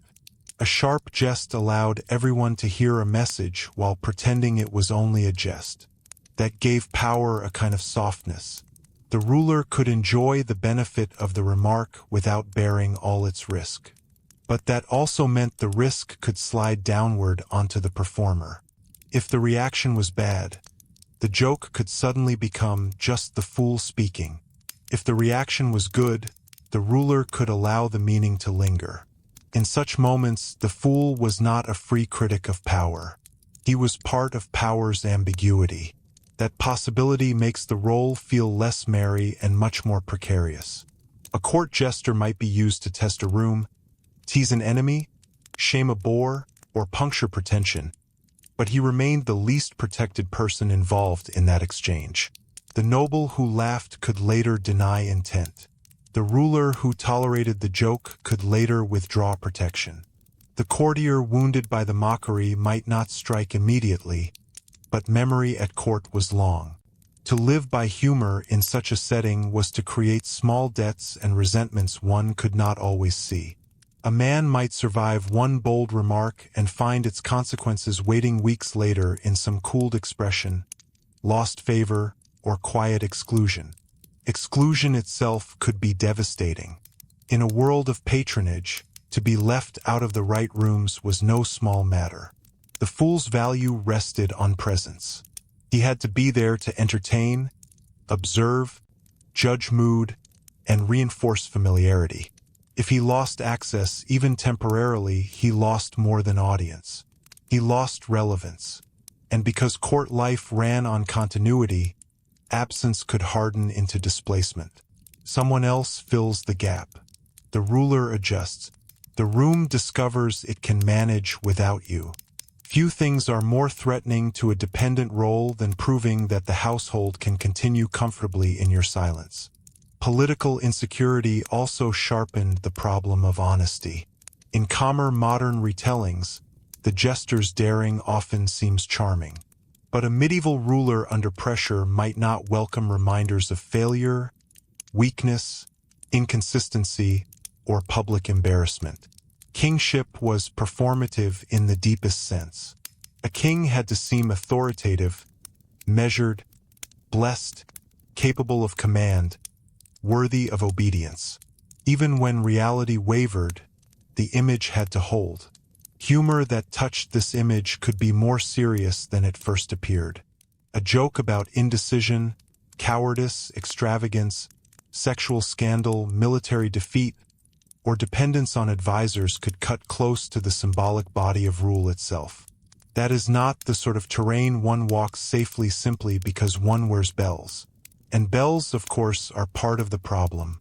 Costume gave the fool a visible identity, but it could also encourage the court to underestimate the seriousness of the role. To look comic is to invite dismissal. Yet the court's need for the fool was real enough, and that tension could become dangerous. The jester was at once peripheral and intimate, decorative and revealing, absurd and useful. These contradictions made him hard to place. People often react nervously to those who do not fit stable categories. They enjoy them until they do not. They protect them until the cost of protection rises. Then the very ambiguity that once made the fool valuable begins to work against him. The emotional life of a ruler could intensify all of this even further. Medieval kings and princes were not abstract institutions. They were individuals with habits, wounds, anxieties, temperaments, devotions, jealousies, illnesses, and fears. Some were generous and expansive. Some were brittle and suspicious. Some shifted dramatically with age, grief, or political stress. A fool attached to one personality might learn how to survive there only to find himself in danger when that personality darkened. Illness, defeat, bereavement, dynastic uncertainty, religious pressure, or simple fatigue could change a ruler's tolerance for humor almost overnight. The fool, as always, had to notice first and adapt fastest. This may be one reason certain medieval and early courtly traditions gradually produced famous individual fools whose names survived in memory. What later generations often remember as charming eccentricity may originally have been evidence of intense household familiarity built over years of careful navigation. A fool who lasted long enough to be remembered probably did more than tell jokes. He understood temper. He mastered timing. He fit himself so completely into the emotional and political rhythms of a court that the household could no longer imagine itself without him. That kind of long survival deserves admiration, but it also suggests the scale of the labor involved. To remain welcome in a politically sensitive environment for years is no small achievement. But long survival had a dark side. The more embedded the fool became, the more he might find himself implicated in tensions he did not create. If rival factions both watched the ruler closely, then anyone near the ruler became legible. The jester's words, gestures, and presence could be interpreted as signs of preference or access. He might be courted, mocked, bribed, or simply watched for clues. Even if he never intended to matter politically, the environment around him could assign significance to him anyway. In that sense, the fool risked becoming a screen onto which others projected meaning. He need not conspire to be treated as if he knew something. That possibility raises another difficult question. How much did fools themselves understand of the politics around them? Some probably understood a great deal. Constant exposure to household life can make even a low-ranking person acute in reading power. Servants often know more than their masters imagine. Entertainers, precisely because they are underestimated, may hear and see more than formal office holders expect.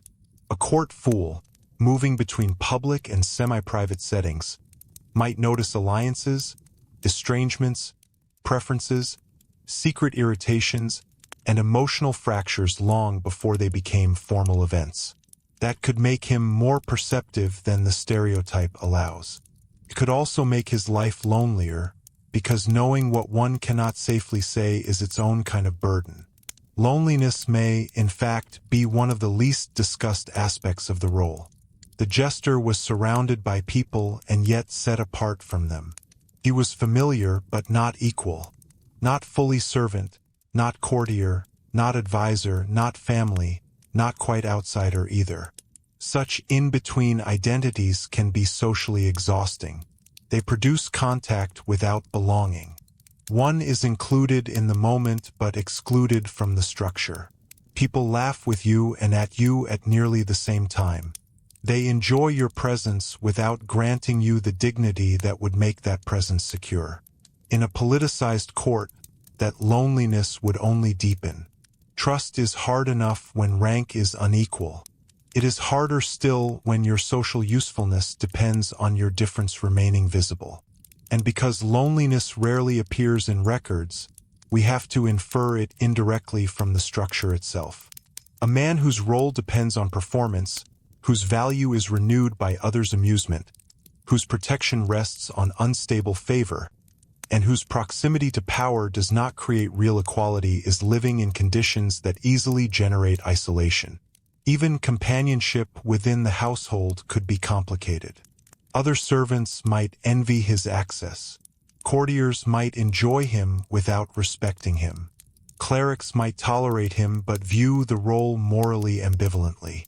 The ruler may like him, but that liking remains steeply unequal. One can be surrounded and still socially solitary. This is also where the fool's body and voice become politically important again. The way he moved, the tone he used, the targets he chose, the extent to which he seemed crude or refined, bold or timid, all helped others decide how safe he was. Too polished, and he might appear calculating. Too reckless, and he might appear dangerous. Too intimate, and he might appear presumptuous. Too distant, and he might lose usefulness. What a narrow corridor this was. The very performance that kept him fed also had to reassure everyone that it was still only performance. The fool had to be clever enough to amuse power, but never so self-possessed that he seemed to rival the self-command of power. This balance could become especially difficult during moments of transition. A new king, a regency, a disputed succession, a marriage alliance, a scandal, a death in the royal family, a military setback, a clerical rebuke from a powerful bishop. Any of these could change the emotional temperature of a court. In such seasons, every public gesture was read more closely. Ceremonies became more charged. Speech became more cautious. Even laughter could feel political. The fool, who normally lived by controlled looseness, now had to move inside tightened form. That did not necessarily make him silent. In some cases, it may have increased his value as a source of managed release. But it certainly increased the danger of miscalculation. One of the quietest miseries of the role may therefore have been vigilance. The fool could never fully relax into the freedom others imagined he had. To survive, he had to remain alert to nuance almost all the time. He had to measure how much liberty the moment could bear. He had to track not only the ruler's mood, but the moods of those around the ruler, and the ways those moods might collide. He had to remember what had recently been said, what had recently happened, who had recently been embarrassed, promoted, ignored, widowed, angered, or defeated. A careless courtier might still rely on rank or family to recover from a mistake. The fool had much less to fall back on. And yet, despite all of this, the role persisted because courts kept needing precisely this strange combination of tension and release. Power likes deference, but it also tires of unbroken deference. Authority wants seriousness, but it can be suffocating to live inside seriousness alone. The fool served that contradiction. He gave the court a way to breathe without surrendering its hierarchy. He allowed emotion to move where formal speech was too rigid. He created pauses in the stiffness of power. But because he did this from below as a dependent, his very usefulness bound him tighter to the structure producing the tension in the first place. When we look at the role in that light, the hardship becomes more than personal discomfort. It becomes structural. The jester suffered not simply because a king might be cruel or a court might be fickle, though both could happen. He suffered because his role was designed around instability. He was meant to be flexible, deniable, emotionally available, socially legible, and permanently dependent. His apparent liberty was an effect produced by a hierarchy that remained firmly intact around him. That is why the life could feel so lopsided. The man who seemed least bound by rules may actually have been one of those most completely shaped by them. And once that becomes clear, another layer of the story begins to open. If the fool's license was conditional, politicized, and emotionally exhausting, what exactly did that look like in the actual material culture of court life? In the clothing he wore, the objects he carried, the spaces he occupied, the meals he attended, and the small everyday rituals that turned abstract dependence into lived experience. Because it is in those details, often quieter than the jokes themselves, that the daily discomforts of being a medieval court jester come most fully into view. Because it is in those details, often quieter than the jokes themselves, that the daily discomforts of being a medieval court jester come most fully into view. Once we move away from the bright symbolic image and back into the lived fabric of medieval court life, the role begins to feel less like a romantic curiosity and more like a continuous discipline of display. The fool did not exist only in anecdote. He existed in cloth, in sound, in posture, in where he stood, in what he was handed, in how others looked at him, and in the narrow physical world through which he moved each day. Clothing is the obvious place to begin, partly because it is what later centuries remembered best. The familiar outfit of the jester, with bright contrasting colors, bells, points, cap, and accessories, has become so iconic that it can feel timeless. But medieval dress was never just decoration. Communicated rank, office, wealth, dependency, and function. Clothing told other people how to interpret the body in front of them. For the jester, costume helped create legibility. It marked him out immediately as a special kind of permitted exception within a highly ordered world. Yet that same visibility could be burdensome. To be instantly recognizable is not always to be respected. Can mean that one's identity has already been decided before one speaks. If the household provided the fool's clothing, and in many cases some part of it likely did, then costume also reinforced dependence in a very material way. He did not merely perform for the household. He was dressed by it, in a sense authored by it. A nobleman's robes expressed family, resources, and status. A cleric's garments signaled vocation. A steward's attire carried practical authority. The fool's clothing, by contrast, announced that his body itself belonged to the theater of the court. Even when the garments were finely made, even when they represented favor or generosity, they could still function as a kind of social cage. They said, "Here is the entertainer, here is the fool, Here is the man whose difference has been prepared for public consumption. And those garments were not necessarily comfortable. We are dealing with wool, linen, leather, stitching, dye, layered fabrics, seasonal cold, smoke-filled interiors, damp travel, and clothing made as much for impression as ease. Brightness in artwork can disguise heaviness in life. Bells, if worn, were not symbolic abstractions. They were objects attached to the body. Special hats, pointed sleeves, ornament, and exaggerated tailoring may have helped signal playfulness, but they also made the wearer more conspicuous in movement and more difficult to forget. Imagine trying to pass quietly through a hall, or rest discreetly in shared quarters, or simply fade from notice for an hour, while dressed in a way designed precisely to prevent that fading. Costume could turn public identity into a continuous condition. There is a deeper discomfort in that as well. For many people in medieval society, dress offered one of the few visible ways to express aspiration or dignity. Better cloth, cleaner presentation, a respectable belt, shoes in decent repair, these things mattered. They were read by others. They shaped self-respect. For the fool, the finest visible garments may still have worked against dignity if their whole purpose was to frame him as comic. This is another quiet reversal in the subject. A jester might be clothed more vividly than a poor servant and yet be less free in what that clothing meant.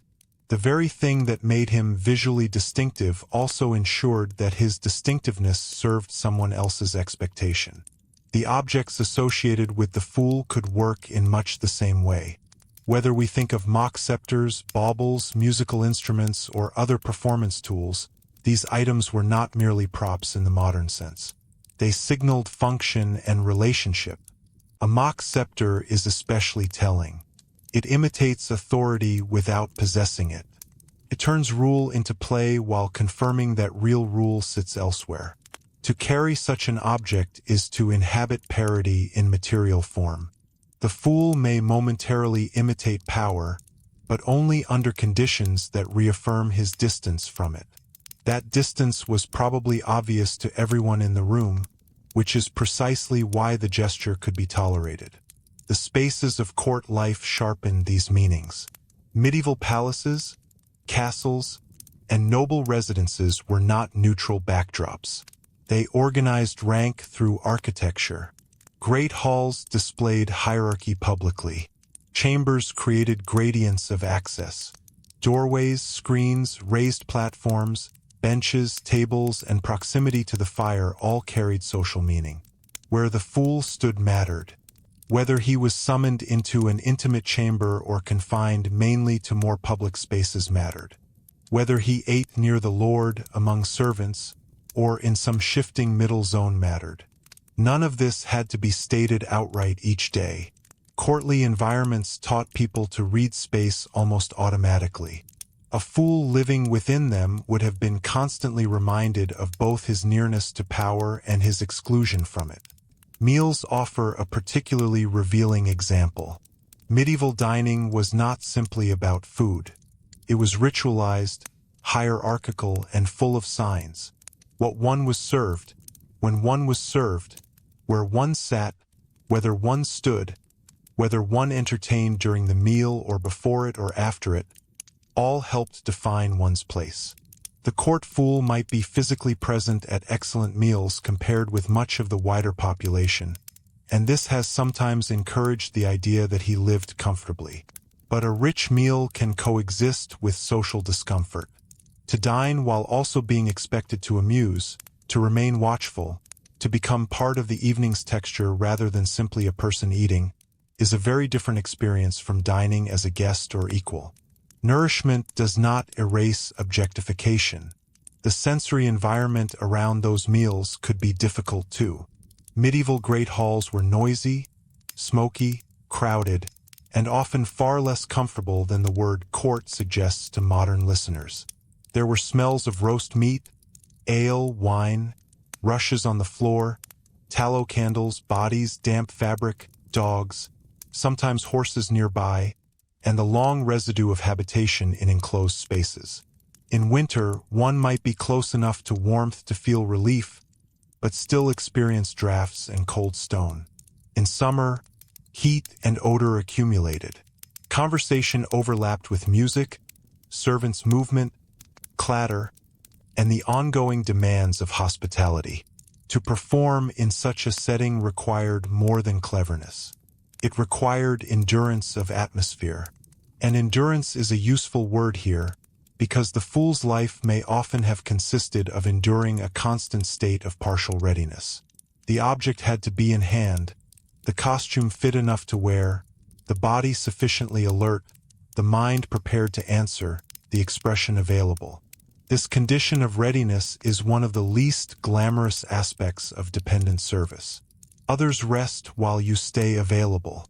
Others drift in and out of the moment while your work begins whenever their desire for diversion begins. The jester's labor, precisely because it was tied to attention and mood, could not always be scheduled in a neat way. It lived in interruptions.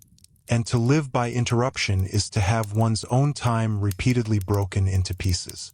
Sleep, or the lack of restful sleep, belongs in this picture too. Medieval households did not generally offer the kind of private, insulated sleeping arrangements that modern viewers unconsciously project backward. Many people slept in shared spaces, on pallets, benches, trundles, or bedding of variable quality. Noise continued. People rose early. Fires had to be managed. Travel disrupted routine. If the fool's identity made him especially visible during the day, it may also have made it harder to retreat fully at night. Even if no one actively disturbed him, the social role itself could linger. A man treated as a source of amusement rarely enters true invisibility simply because the candles are lower. This has consequences for how we think about the fool's mind. Constant visibility changes a person's relationship to selfhood. If others expect you always to be ready, always to respond, always to continue a familiar comic identity, you may begin to feel that your private inner world matters less than the version of you the court prefers. This is not unique to jesters, of course. Many servants and dependents throughout history have faced some version of that experience. But in the jester's case, the burden touched personality more directly. The court did not only need his laboring body. It needed his performed character. That is a heavier claim. And yet, like many heavy claims, it may have been disguised as privilege. To outsiders, the fool could look fortunate. He wore bright clothes. He entered high spaces. He received attention.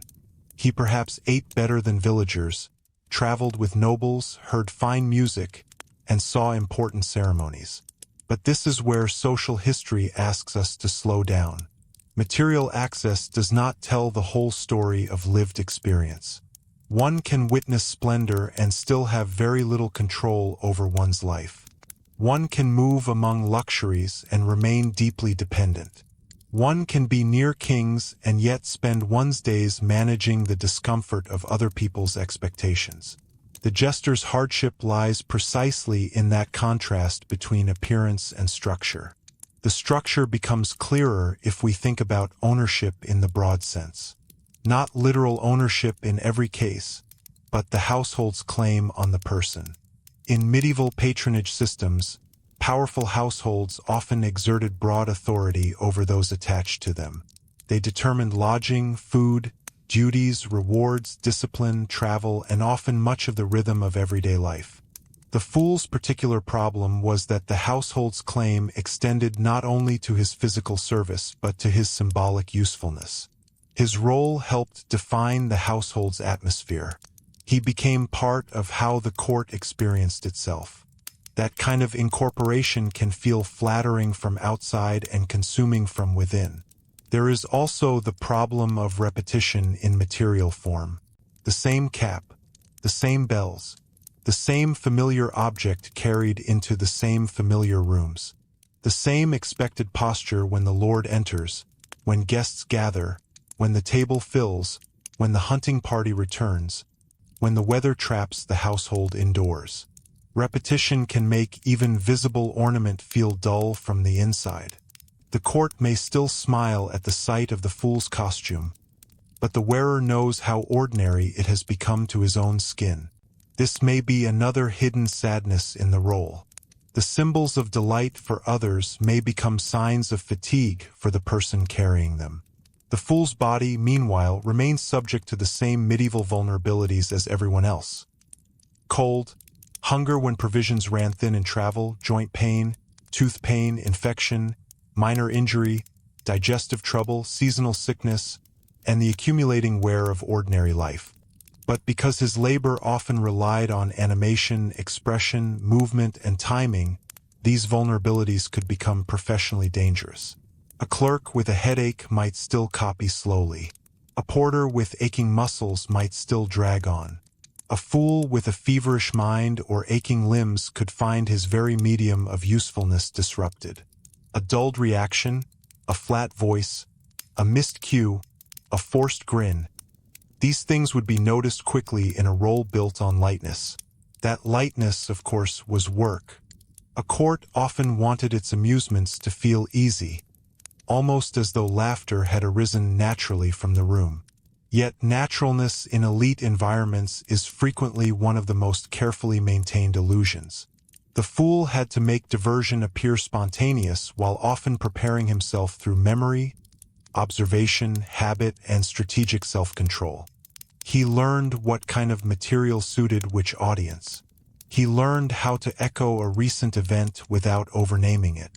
He learned how to fill the lull after a tense exchange. He learned how to rescue a flat moment with movement or mimicry. None of that is the product of simple silliness. It is refined labor performed under unequal conditions. And the unequal conditions extended even to reward. A ruler may toss a coin, offer a garment, grant a holiday treat, or order some special provision. Such gifts seem generous, and sometimes surely were. But gifts from above are never only gifts. They also publicize hierarchy. The fool is rewarded because the powerful are pleased. The transaction is visible. Others see it. The meaning is clear. A coin or garment may ease hardship materially, but it also reminds the recipient that his well-being depends on continuing to satisfy the pleasure of those above him. This is why patronage can feel warm and humiliating at the same time. It relieves want while reinforcing dependence. We can see something similar in housing or sleeping arrangements. If a long-serving fool were granted better quarters than ordinary servants, that might look like favor. And it was favor. But favor is reversible. It does not create stable right. Better lodging provided by a generous lord can vanish with a change in mood, management, household finances, or succession. The material improvement is real, but so is the insecurity beneath it. This is another reason the fool's life could feel unstable even when it looked comfortable by comparison with harder forms of labor outside the court. Traveling courts bring another layer of discomfort into focus. Packing garments, instruments, props, and small objects for repeated movement through mud, rain, river crossings, cold mornings, and delayed arrivals would have been tiresome. Fine or unusual costume is harder to maintain when roads are poor. Fabrics wear. Shoes soak through. Bells and ornaments snag.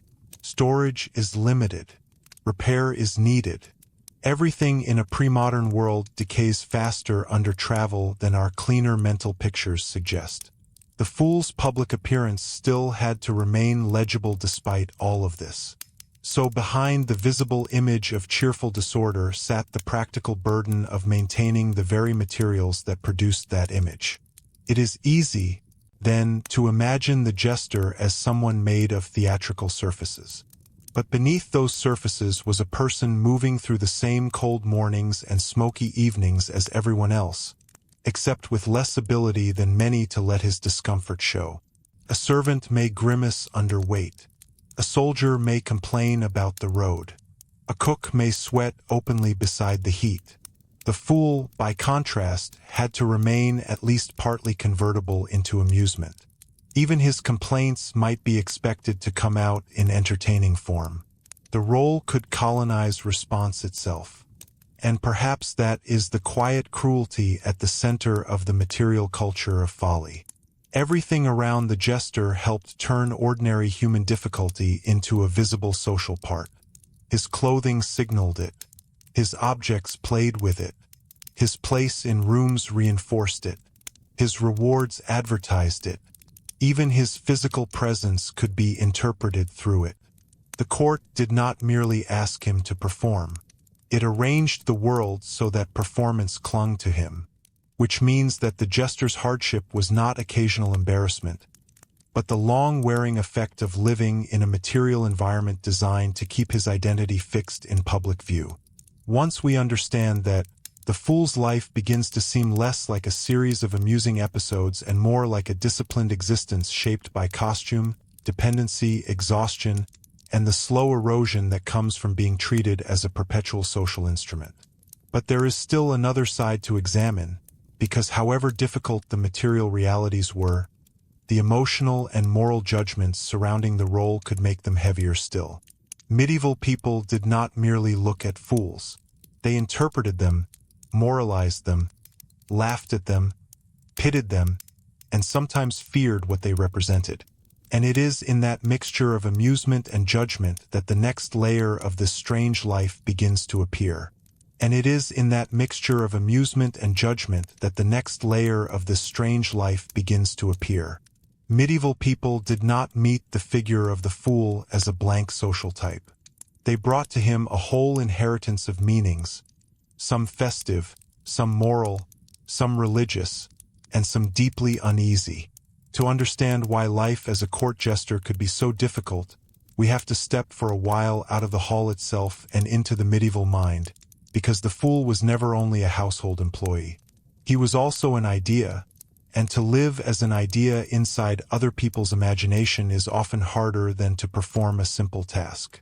In medieval Christian culture, folly had weight. Scripture, sermons, devotional writing, moral commentary, and learned tradition all used the language of foolishness constantly. The fool could stand for vanity, spiritual blindness, pride, gluttony, carelessness, irreverence, or the failure to recognize divine truth. One did not need to be a professional theologian to absorb some part of this. Even ordinary religious life was saturated with moral language that contrasted wisdom and folly, order and disorder, self-command and wasteful excess. That does not mean people never laughed, never enjoyed festivity, or never made space for comic inversion. They plainly did. But the laughter existed inside a culture that also distrusted certain forms of looseness. This made the social position of the fool peculiarly unstable. He might be enjoyed as entertainment while also carrying moral associations that diminished him. This is important because the jester's hardship was not only physical or economic. It was interpretive. Other people were constantly deciding what he represented. Was he merely amusing? Was he a harmless dependent? Was he an emblem of vanity? Was he a warning against disorder? Was he a living proof of how far the world had fallen from proper seriousness? Different people, even within the same household, may have answered these questions differently. The ruler might value him as a source of relief. A courtier might find him tiresome but useful. A chaplain might tolerate him while privately judging the court's indulgence. A child might laugh without understanding the structure. A servant might envy his access while despising his abasement. The fool lived at the intersection of all those readings. That alone could make the role lonely. It is one thing to be seen inaccurately now and then. It is another to inhabit a social identity onto which almost everyone projects meaning. The fool's body, clothes, gestures, and speech could all become screens for moral and emotional assumptions. If he was loud, he confirmed some people's suspicion that the role encouraged excess. If he was quiet, he might seem dull or uncanny. If he was sharp-witted, Some would admire it and others would find it improper. If he appeared simple or dependent, the household might find him easier to place, but at a cost to his dignity.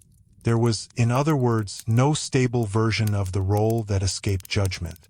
The fool could be accepted only within a narrow corridor, and even then the acceptance was never pure. A particularly revealing tension lies in the difference between the comic fool and the moral fool. Medieval literature and preaching often used foolishness as a serious category. The fool is the man who does not see clearly, who loves appearances, who misuses speech, who gives himself over to appetite, who forgets death, who mistakes temporary pleasures for eternal realities. Now place an actual court entertainer inside a culture steeped in that language. Even if no one says it aloud in every moment, the association hovers. The jester becomes vulnerable to being read as more than a servant. He can become a kind of embodied warning, someone whose very role suggests that he stands a little outside the full dignity of rational order. That moral shadow could make the amusement surrounding him feel thinner and harsher than it first appears. At the same time, medieval culture could also enjoy a more complicated kind of folly. Feast days, festivals, comic reversals, fool traditions, and playful disorder all had their place in various contexts. Households and communities sometimes created temporary spaces in which normal seriousness loosened. But even here there was an important limit. Such inversions usually worked because they were temporary. They created a controlled disruption that ultimately confirmed the normal order by allowing it to return. The fool, therefore, occupied a paradoxical place. He symbolized looseness in a world committed to control.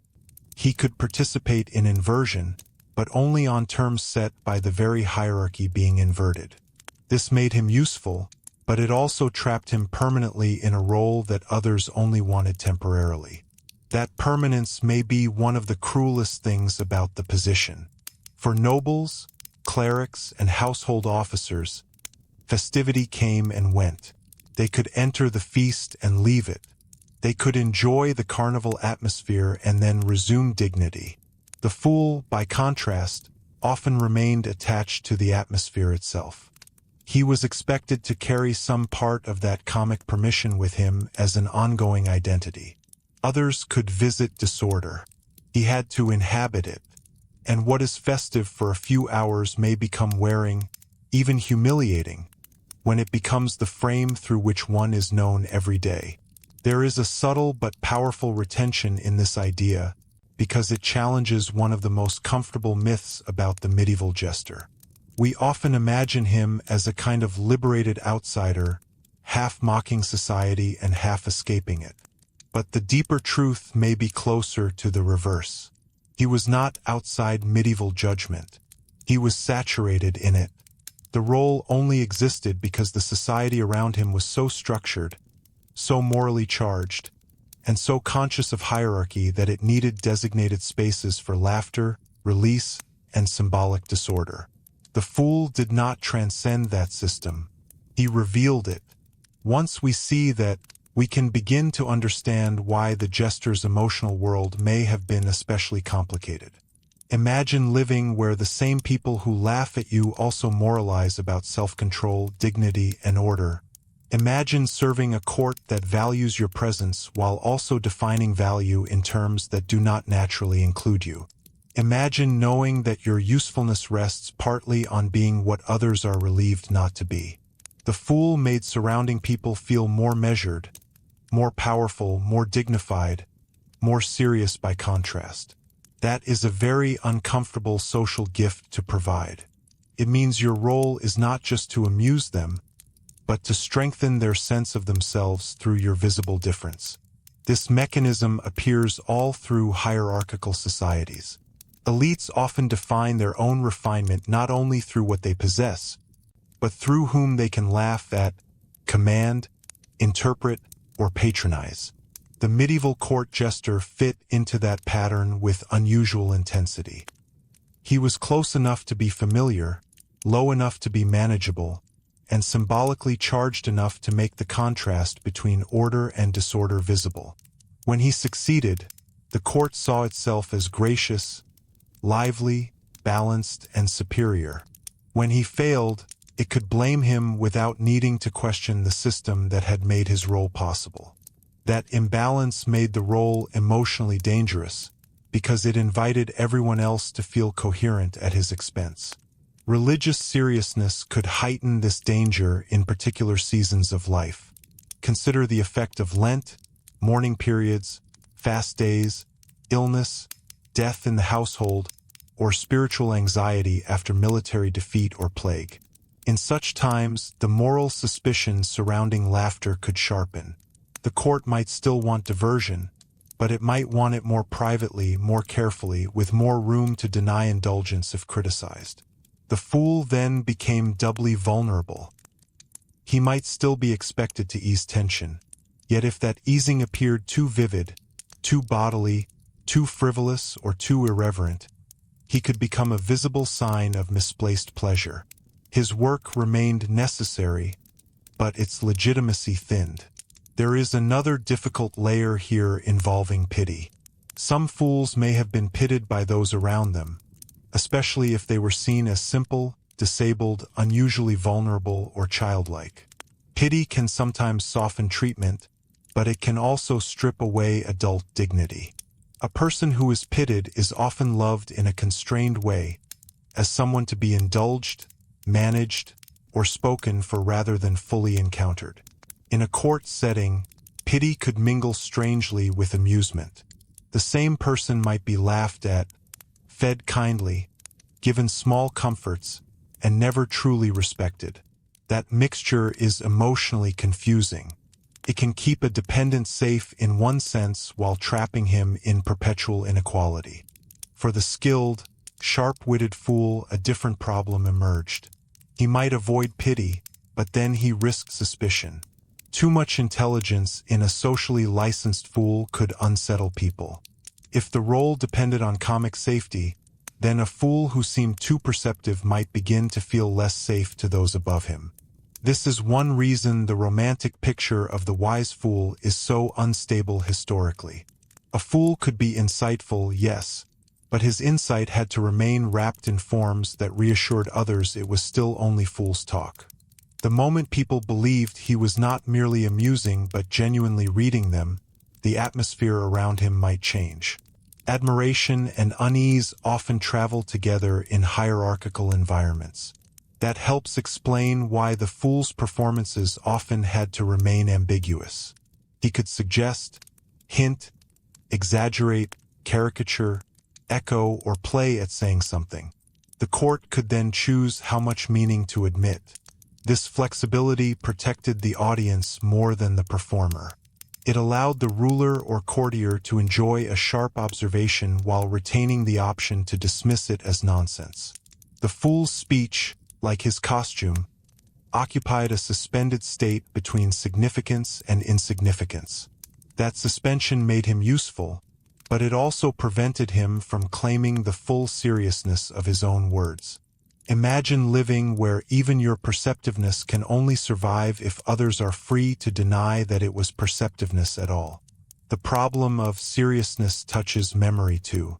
Medieval courts recorded many things selectively: payments, gifts, offices, ceremonies, diplomatic acts, legal disputes, deaths, marriages.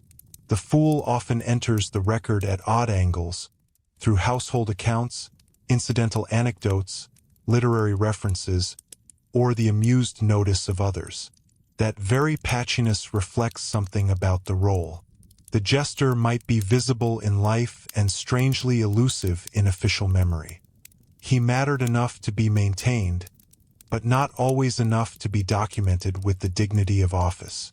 He was present, sometimes constantly present, and yet often preserved only in fragments. For the historian, that creates a challenge. For the person living it, it hints at a deeper truth. One could be central to the mood of a court and still peripheral to the forms of remembrance that mattered most. This may also be why later storytelling turned jesters into such vivid figures. They were memorable in scene even when institutionally weak. People remembered their odd sayings, familiar bodies, bold jokes, and symbolic costumes. But memory shaped in that way is not the same as respect. Anecdote can immortalize someone without honoring the difficulty of his life. In fact, anecdote often feeds on asymmetry. The funny fool survives because he made a story. The exhaustion behind him disappears. The dependent life behind the moment is forgotten. It is another way the role consumes the person and leaves the performance behind. And here there is a quiet historical twist worth lingering over. The more successful a fool was at turning discomfort into theater, the more likely later generations were to misread his life as pleasant. We see the sparkle and miss the strain. We remember the cap and forget the cold. We remember the quip and forget the vigilance. We remember the access to royalty and forget the absence of security. This is one reason the subject still attracts viewers now. It begins as a colorful curiosity and then slowly reveals something darker, not dramatically darker, but structurally darker. It shows how a society can enjoy a role while building that role out of dependence, moral ambiguity, and controlled exposure. The fool's moral burden may also have extended inward. It is possible, and perhaps likely, that some jesters absorbed parts of the judgments around them. Human beings tend to internalize the meaning society repeatedly places on them. A fool who is constantly treated as comic, inferior, childish, or socially exceptional may begin to live with a divided sense of self. Part of him performs the role. Part of him resists it. Part of him may even depend on it for identity, since it brings food, place, and familiarity. Such inner division is not easy to document, but it is a reasonable inference from the structure of dependent performance. A person may come to rely on the very script that limits him. That script could become even stronger if the fool had little alternative social world outside the household. A noble has kin networks. A cleric has ecclesiastical structures. A merchant has trade ties. A peasant has village belonging, however hard life may be. The jester's communal anchoring may have been thinner, especially if he traveled, entered service young, or was defined primarily through his relation to elite patrons. The court might become not just workplace but world. That would intensify the emotional stakes of favor, because losing one's place would mean not only losing income, but losing one's main frame of recognition. For some, the court may have been the only place where the identity of fool carried any coherence at all. Yet coherence of that kind is costly when it depends on unequal affection. A ruler's smile, a noble household's familiarity, a lady's kindness, a child's delight, a servant's shared joke, all of these could make life bearable and perhaps even meaningful, but they remained fragile foundations. They were personal, not structural. When people died, married, moved, aged, went on campaign, fell ill, turned more pious, or shifted their tastes, the emotional ground under the fool could move with them. What looked like belonging might prove to be only proximity to someone else's passing mood. This helps us see why the court jester may have embodied a particularly medieval form of precarity. Not the precarity of the starving poor exactly, though material insecurity could still matter, and not the precarity of the soldier facing battle, though danger was real in other ways. Rather, it was the precarity of someone whose entire place in a hierarchical and morally charged world rested on remaining useful as a controlled exception. He was allowed to be what others were not allowed to be, but only because their world remained powerful enough to contain him. That is not freedom.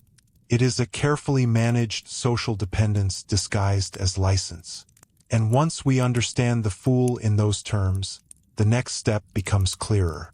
We need to look more directly at how individual medieval courts actually used these figures in practice, not as abstract symbols, but as household presences embedded in specific routines, patronage habits, gifts, emotional relationships, and moments of tension.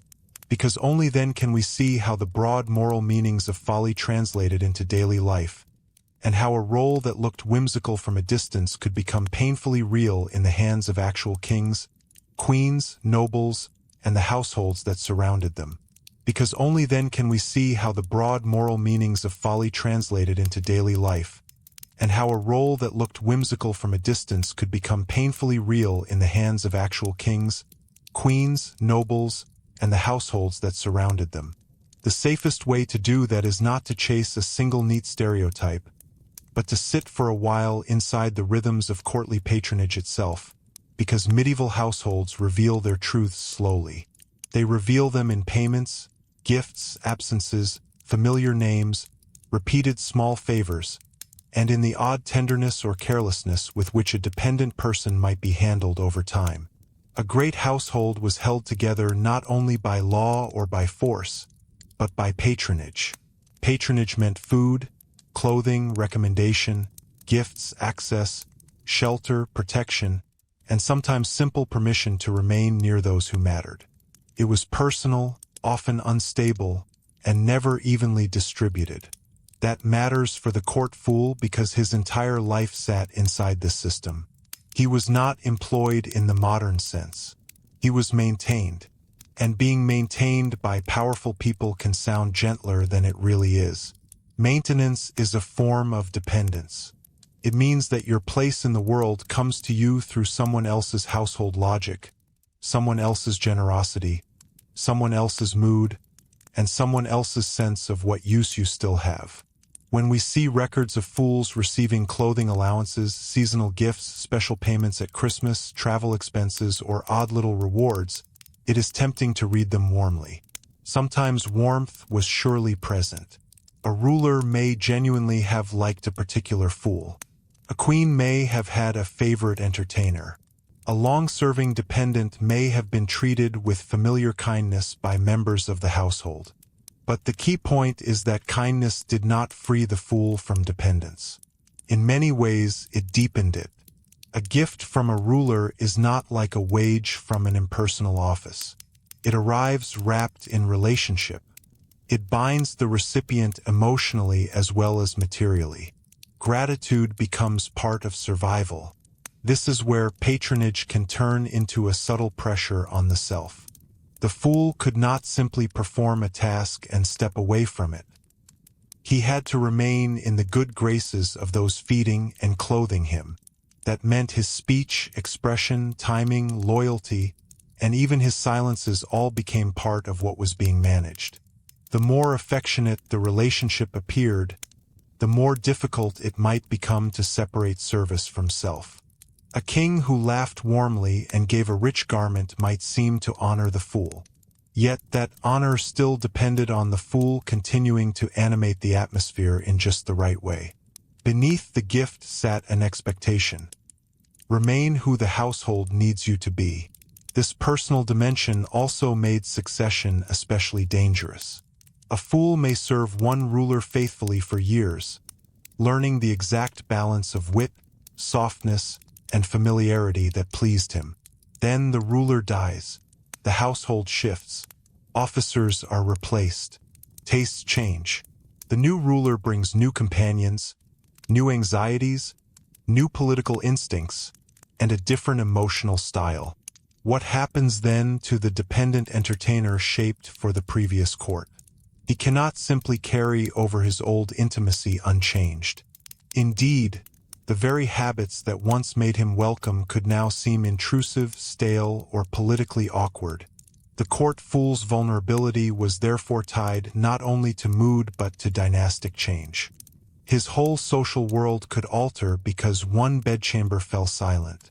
Courts also reveal something important through their selective generosity. Not every fool received the same support. Some appear fleetingly, as if they passed through a household and then vanished from the record. Others recur. That contrast suggests that life as a fool could vary enormously according to patron, region, personality, and chance. A fortunate dependent might remain attached to a household long enough to gain a recognizable place. A less fortunate one might move more often, fall from favor quickly, or disappear altogether when his usefulness ebbed. That unevenness is itself part of the hardship. Stability was not guaranteed by the role. The role may actually have intensified inequality among entertainers, because so much depended on who happened to be amused by whom. The queen's household deserves attention here as well. Medieval courts were not single, undivided audiences gathered around a lone king. Queens maintained their own households, networks, preferences, and ceremonial worlds. Noblewomen did the same on a smaller scale. This meant that a fool might find protection, welcome, or employment not only through kingship but through female patronage. And yet that did not necessarily make the life simpler. It might instead require another layer of adjustment. A performer had to understand differences in tone, propriety, and audience. What suited a hunting party of men after wine might not suit a queen's chamber. What worked in a festive public hall might be out of place in a more intimate or morally restrained setting. The fool's dependence on patronage therefore demanded not one style of survival, but many. And there is something else worth noticing. Patronage could make the fool look cherished while keeping him socially isolated. A long-serving entertainer attached to a royal or noble household might be known to many, named in records, recognized at feasts, and granted occasional comforts. Yet all of that recognition could still stop short of incorporation into the ranks that mattered most. He was familiar but not fully included. The household knew him but did not necessarily know him as an equal person. This is one of the subtle emotional hardships of court life more generally. But in the fool's case, it was unusually concentrated. To be constantly seen and still not securely belong is its own kind of ache. There are also moments in household history when generosity itself becomes slightly unsettling. A rich garment for the fool, a better lodging arrangement, an affectionate nickname, a favored place at a feast, a remembered joke repeated over years. All of these can sound almost cozy from a distance. But we should be careful. In hierarchical worlds, familiarity often rests on unequal terms. The powerful may enjoy intimacy that costs them very little. The dependent person, by contrast, may have to offer far more of himself to sustain it. A ruler can move between warmth and distance as he chooses. The fool cannot do so as easily. If he grows cold, the relationship fails. If the ruler grows cold, the fool must adapt or lose ground. That imbalance becomes clearer if we think about how much of court life was based on interpretation rather than explicit explanation. A noble rarely had to say, "I am displeased with you." The fool would read it in delayed summons, reduced laughter, missing gifts, shorter conversations, colder glances, or altered seating. Patronage systems work through these signs.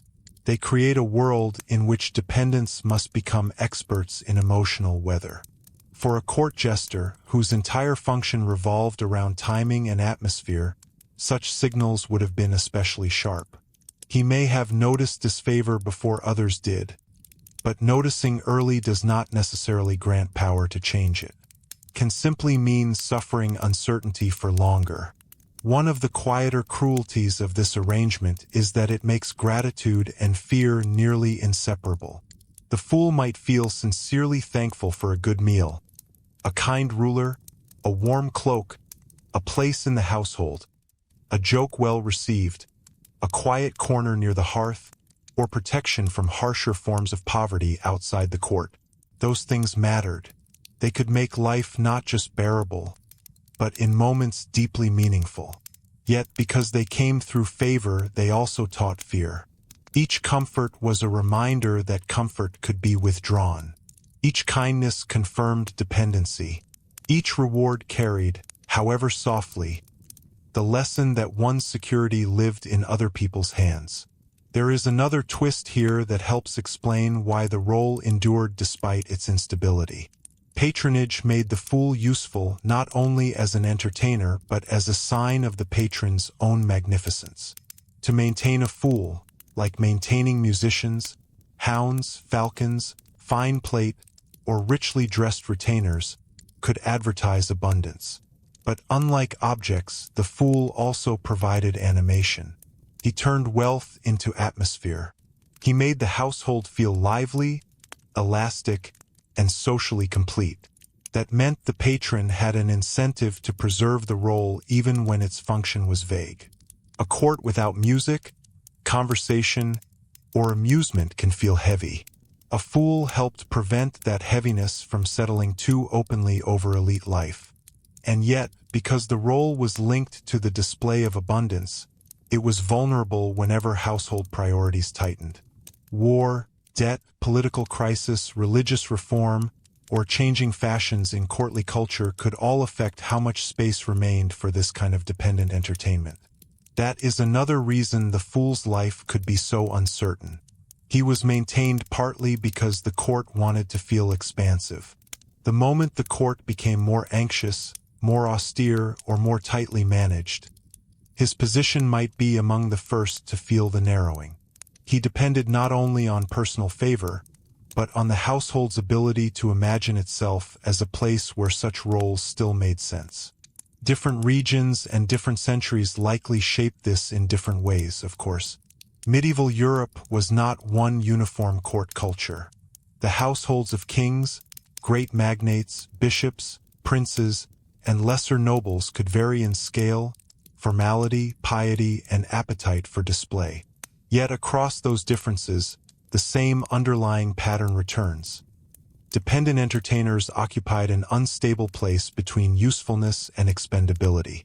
They were not accidental. They helped courts manage boredom, ceremony, status, and emotional strain. But the very vagueness of their usefulness made them vulnerable. A steward's office could be named. A treasurer's responsibilities could be listed. A fool's value often lived in mood, and mood is the least secure of foundations. That insecurity becomes especially vivid if we imagine the fool during a household dispute. A quarrel between nobles, tension between queen and counselors, resentment among servants, a faltering marriage alliance, displeasure after a diplomatic slight. These were ordinary enough features of courtly life. In such conditions, the entertainer had to keep moving through rooms where conversation stopped when he entered, or perhaps did not stop because others assumed he mattered too little to notice. He might hear more than was safe. He might be expected to lighten the room precisely when the room had become least capable of lightness. The performer then becomes a kind of emotional laborer in a household too tense to admit its own tension openly. And because patrons often valued relief precisely when life felt heaviest, the fool's burden may have increased in difficult times rather than decreased. This is another reversal that complicates the easy picture. We might think hard times would leave less room for amusement. Sometimes they did. But sometimes hard times made the household hunger more urgently for controlled forms of relief. The ruler still wanted distraction after bad news. The court still wanted a softened silence after argument. The feast still needed saving if the mood turned sour. In such moments, the fool's role could feel almost impossible. He had to offer ease without denying the seriousness of the moment. He had to be lively but not indecently so, present but not obtrusive. That balance may have been hardest to achieve when the need for it was greatest. All of this leads toward a broader understanding of service itself in the medieval court. Service was never purely functional. It was moral, emotional, and symbolic. The ideal servant was loyal, perceptive, adaptable, and self-controlled. The fool, strangely enough, was expected to embody these virtues while outwardly performing their opposite. He seemed disorderly but had to be disciplined. He seemed spontaneous but had to calculate constantly. He seemed free but had to remain obedient. That contradiction made the role particularly tiring because it required internal control to produce external looseness. Few things drain a person more thoroughly than having to simulate effortless play while inwardly managing every detail. This may be why the fool's body and face mattered so much. In patronage systems, power reads the body closely. A bowed head, a quick smile, the right pause before speaking, a deferential distance, a relaxed shoulder at the right moment, all become part of the language of survival. The court jester had to speak two body languages at once. One reassured the hierarchy that he knew his place. The other entertained by seeming to bend or play against that place. Too much deference and he ceased to delight. Too much freedom and he risked offense. The resulting performance was not casual but exquisitely controlled.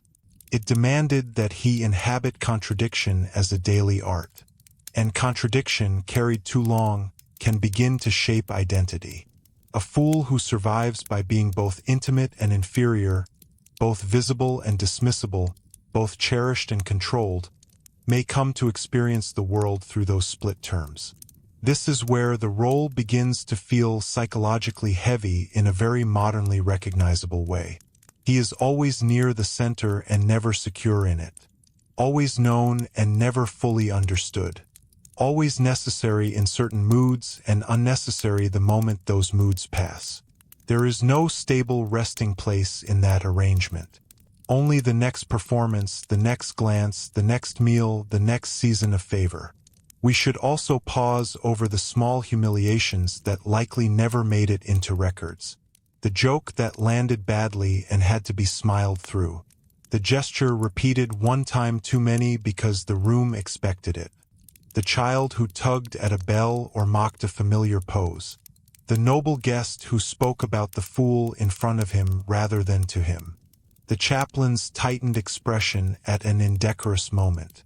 The sensation of entering a room and immediately being treated not as a man arriving, but as amusement arriving.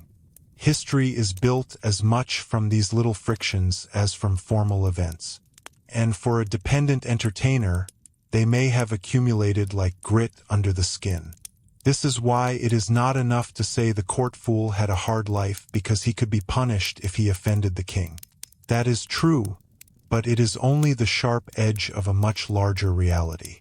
The harder truth is quieter. It is that the role itself was built from dependency, performance, exposure, and unequal affection. The fool was expected to carry the emotional surplus of the household, to absorb boredom, ease tension, decorate ceremony, soften silence, and turn discomfort into laughter, all while remaining morally ambiguous, socially marginal, and materially dependent. That is a profoundly demanding way to live. And yet we are still only partway into the story, because once the fool is seen not just as a comic servant but as a managed emotional instrument of the court, another question naturally follows. How did all of this affect the way rulers themselves were perceived? What does it tell us about kingship, nobility, and courtly power that these households needed such figures so persistently? The answer begins to shift the focus from the fool alone to the society that made him necessary, and in doing so, it reveals something even more interesting than the bells and motley themselves. The answer begins to shift the focus from the fool alone to the society that made him necessary, and in doing so, it reveals something even more interesting than the bells and motley themselves. In the end, the medieval court jester tells us as much about kings and nobles as he does about entertainment. A court that needed a fool was a court admitting, in its own carefully managed way, that power was not self-sustaining. Rule required ceremony, fear, loyalty, wealth, prayer, armed force, and law, but it also required relief. It required moments in which tension could loosen without truly breaking. It required someone who could absorb the strain of hierarchy and transform it into something bearable. And that is perhaps the clearest reason why it could be so hard to be a medieval court jester. He was asked to make an unequal world feel livable, especially for the people who benefited from that inequality most. When we picture medieval kingship from a distance, we often imagine certainty. The crown, the throne, the command, the pageantry. But close up, kingship was often anxious, repetitive, and deeply human. Rulers grew tired. They grieved. They doubted. They worried about succession, rebellion, debt, harvests, war, alliances, reputation, illness, and divine judgment. Nobles lived in similar tension on a different scale. Their households were not calm theaters of effortless privilege. They were systems full of pressure. The fool mattered because he entered that pressure and softened it, not by changing the structure, but by making the structure easier to inhabit for a little while. That service was real, and in its own modest way it was important. But it was important precisely because the world around him was so heavy. That is why the role never resolves into a simple image. The court jester was not just a cheerful entertainer, and not just a tragic victim either. He could be skilled, perceptive, adaptive, and in some cases genuinely valued. He might receive kindness, familiarity, protection, and occasional warmth. He might enjoy access to places and people that most of society would never glimpse. He may even, at times, have taken real pride in his craft. But none of that removes the central truth we have been following all through this long journey. His life rested on unstable favor. His costume marked him out while fixing him in place. His laughter belonged partly to others. His supposed freedom was conditional. His visibility was constant. And his security was only as strong as the moods, habits, and needs of those above him. That is what makes the subject linger after the details fade. Once you look closely, the jester stops seeming like a colorful side note and begins to look like a key to medieval court life itself. He shows us how power managed boredom. He shows us how hierarchy staged disorder without surrendering control. He shows us how affection and inequality could live side by side. He shows us how a person could be close to power and yet profoundly unprotected by it. And perhaps most of all, he shows us how often history hides hardship behind brightness. The bells ring, the cap catches the eye, the joke survives in memory, and the life underneath disappears unless we make the effort to look for it. If there is a final irony here, it may be this. The very qualities that made the jester memorable to later generations are the same qualities that have made him easy to misunderstand. We remember the costume because it is visual. We remember the wit because it is quotable. We remember the nearness to kings because it sounds enviable. But the deeper historical truth is quieter. It lies in dependence, repetition, emotional labor, and the strain of being made into a social instrument. The court fool was memorable because he stood out. He suffered because he could never fully step out of the role through which he stood out. And that leaves us with a broader reflection about the medieval world. It is easy to divide the past into the powerful and the powerless, the grand and the ordinary, the privileged and the deprived. But many lives sat in between those categories, and the court jester is one of the clearest examples. He lived among splendor without possessing it. He moved near command without wielding it. He could be cherished without being secure, visible without being fully seen, and useful without being respected in proportion to that usefulness. In a society obsessed with order, he represented controlled disorder. In a culture rich in moral seriousness, he embodied necessary amusement. In a world of ceremony and rank, he made space for laughter while paying for that space with his own instability. So when we ask, in the calm light of history, why it sucked to be a medieval court jester, the answer is not that medieval people failed to appreciate comedy. It is not even simply that kings could be cruel, though some certainly were. The answer is that the role itself was built on contradiction. The jester had to be free enough to amuse and constrained enough to remain safe. He had to be intimate enough to matter and inferior enough to reassure the court. He had to appear light while carrying the weight of other people's heaviness. That is a difficult way to live in any age. In a medieval court with all its hierarchy, ritual, insecurity, and dependence, it could be especially hard. And perhaps that is why the figure still fascinates people now. Not because of the costume alone, and not because of some romantic fantasy of the wise fool, but because the role touches something recognizably human. Many people, in many times, have had to turn themselves into comfort for others. Many have lived by reading moods, avoiding offense, staying useful, and hiding their own fatigue behind an acceptable face. The medieval jester is an extreme and theatrical version of that condition, but not an alien one. The details are old. The emotional logic is not. If you made it this far, I'd genuinely love to know what part of this surprised you most. And as always, tell me where you're watching from, what time it is where you are, and what history topic you'd like us to explore next. These long, quiet journeys through the past are always better when they feel shared. And if this kind of thoughtful, slow history is the sort of thing you enjoy returning to, subscribing is a simple way to stay connected to the channel. If you found the video worthwhile, a like also helps support more calm, in-depth documentaries like this one. Until next time, thank you for spending this evening with Boring History Documentary, and for taking the time to look a little more closely at a life the past made bright on the outside and far more difficult underneath.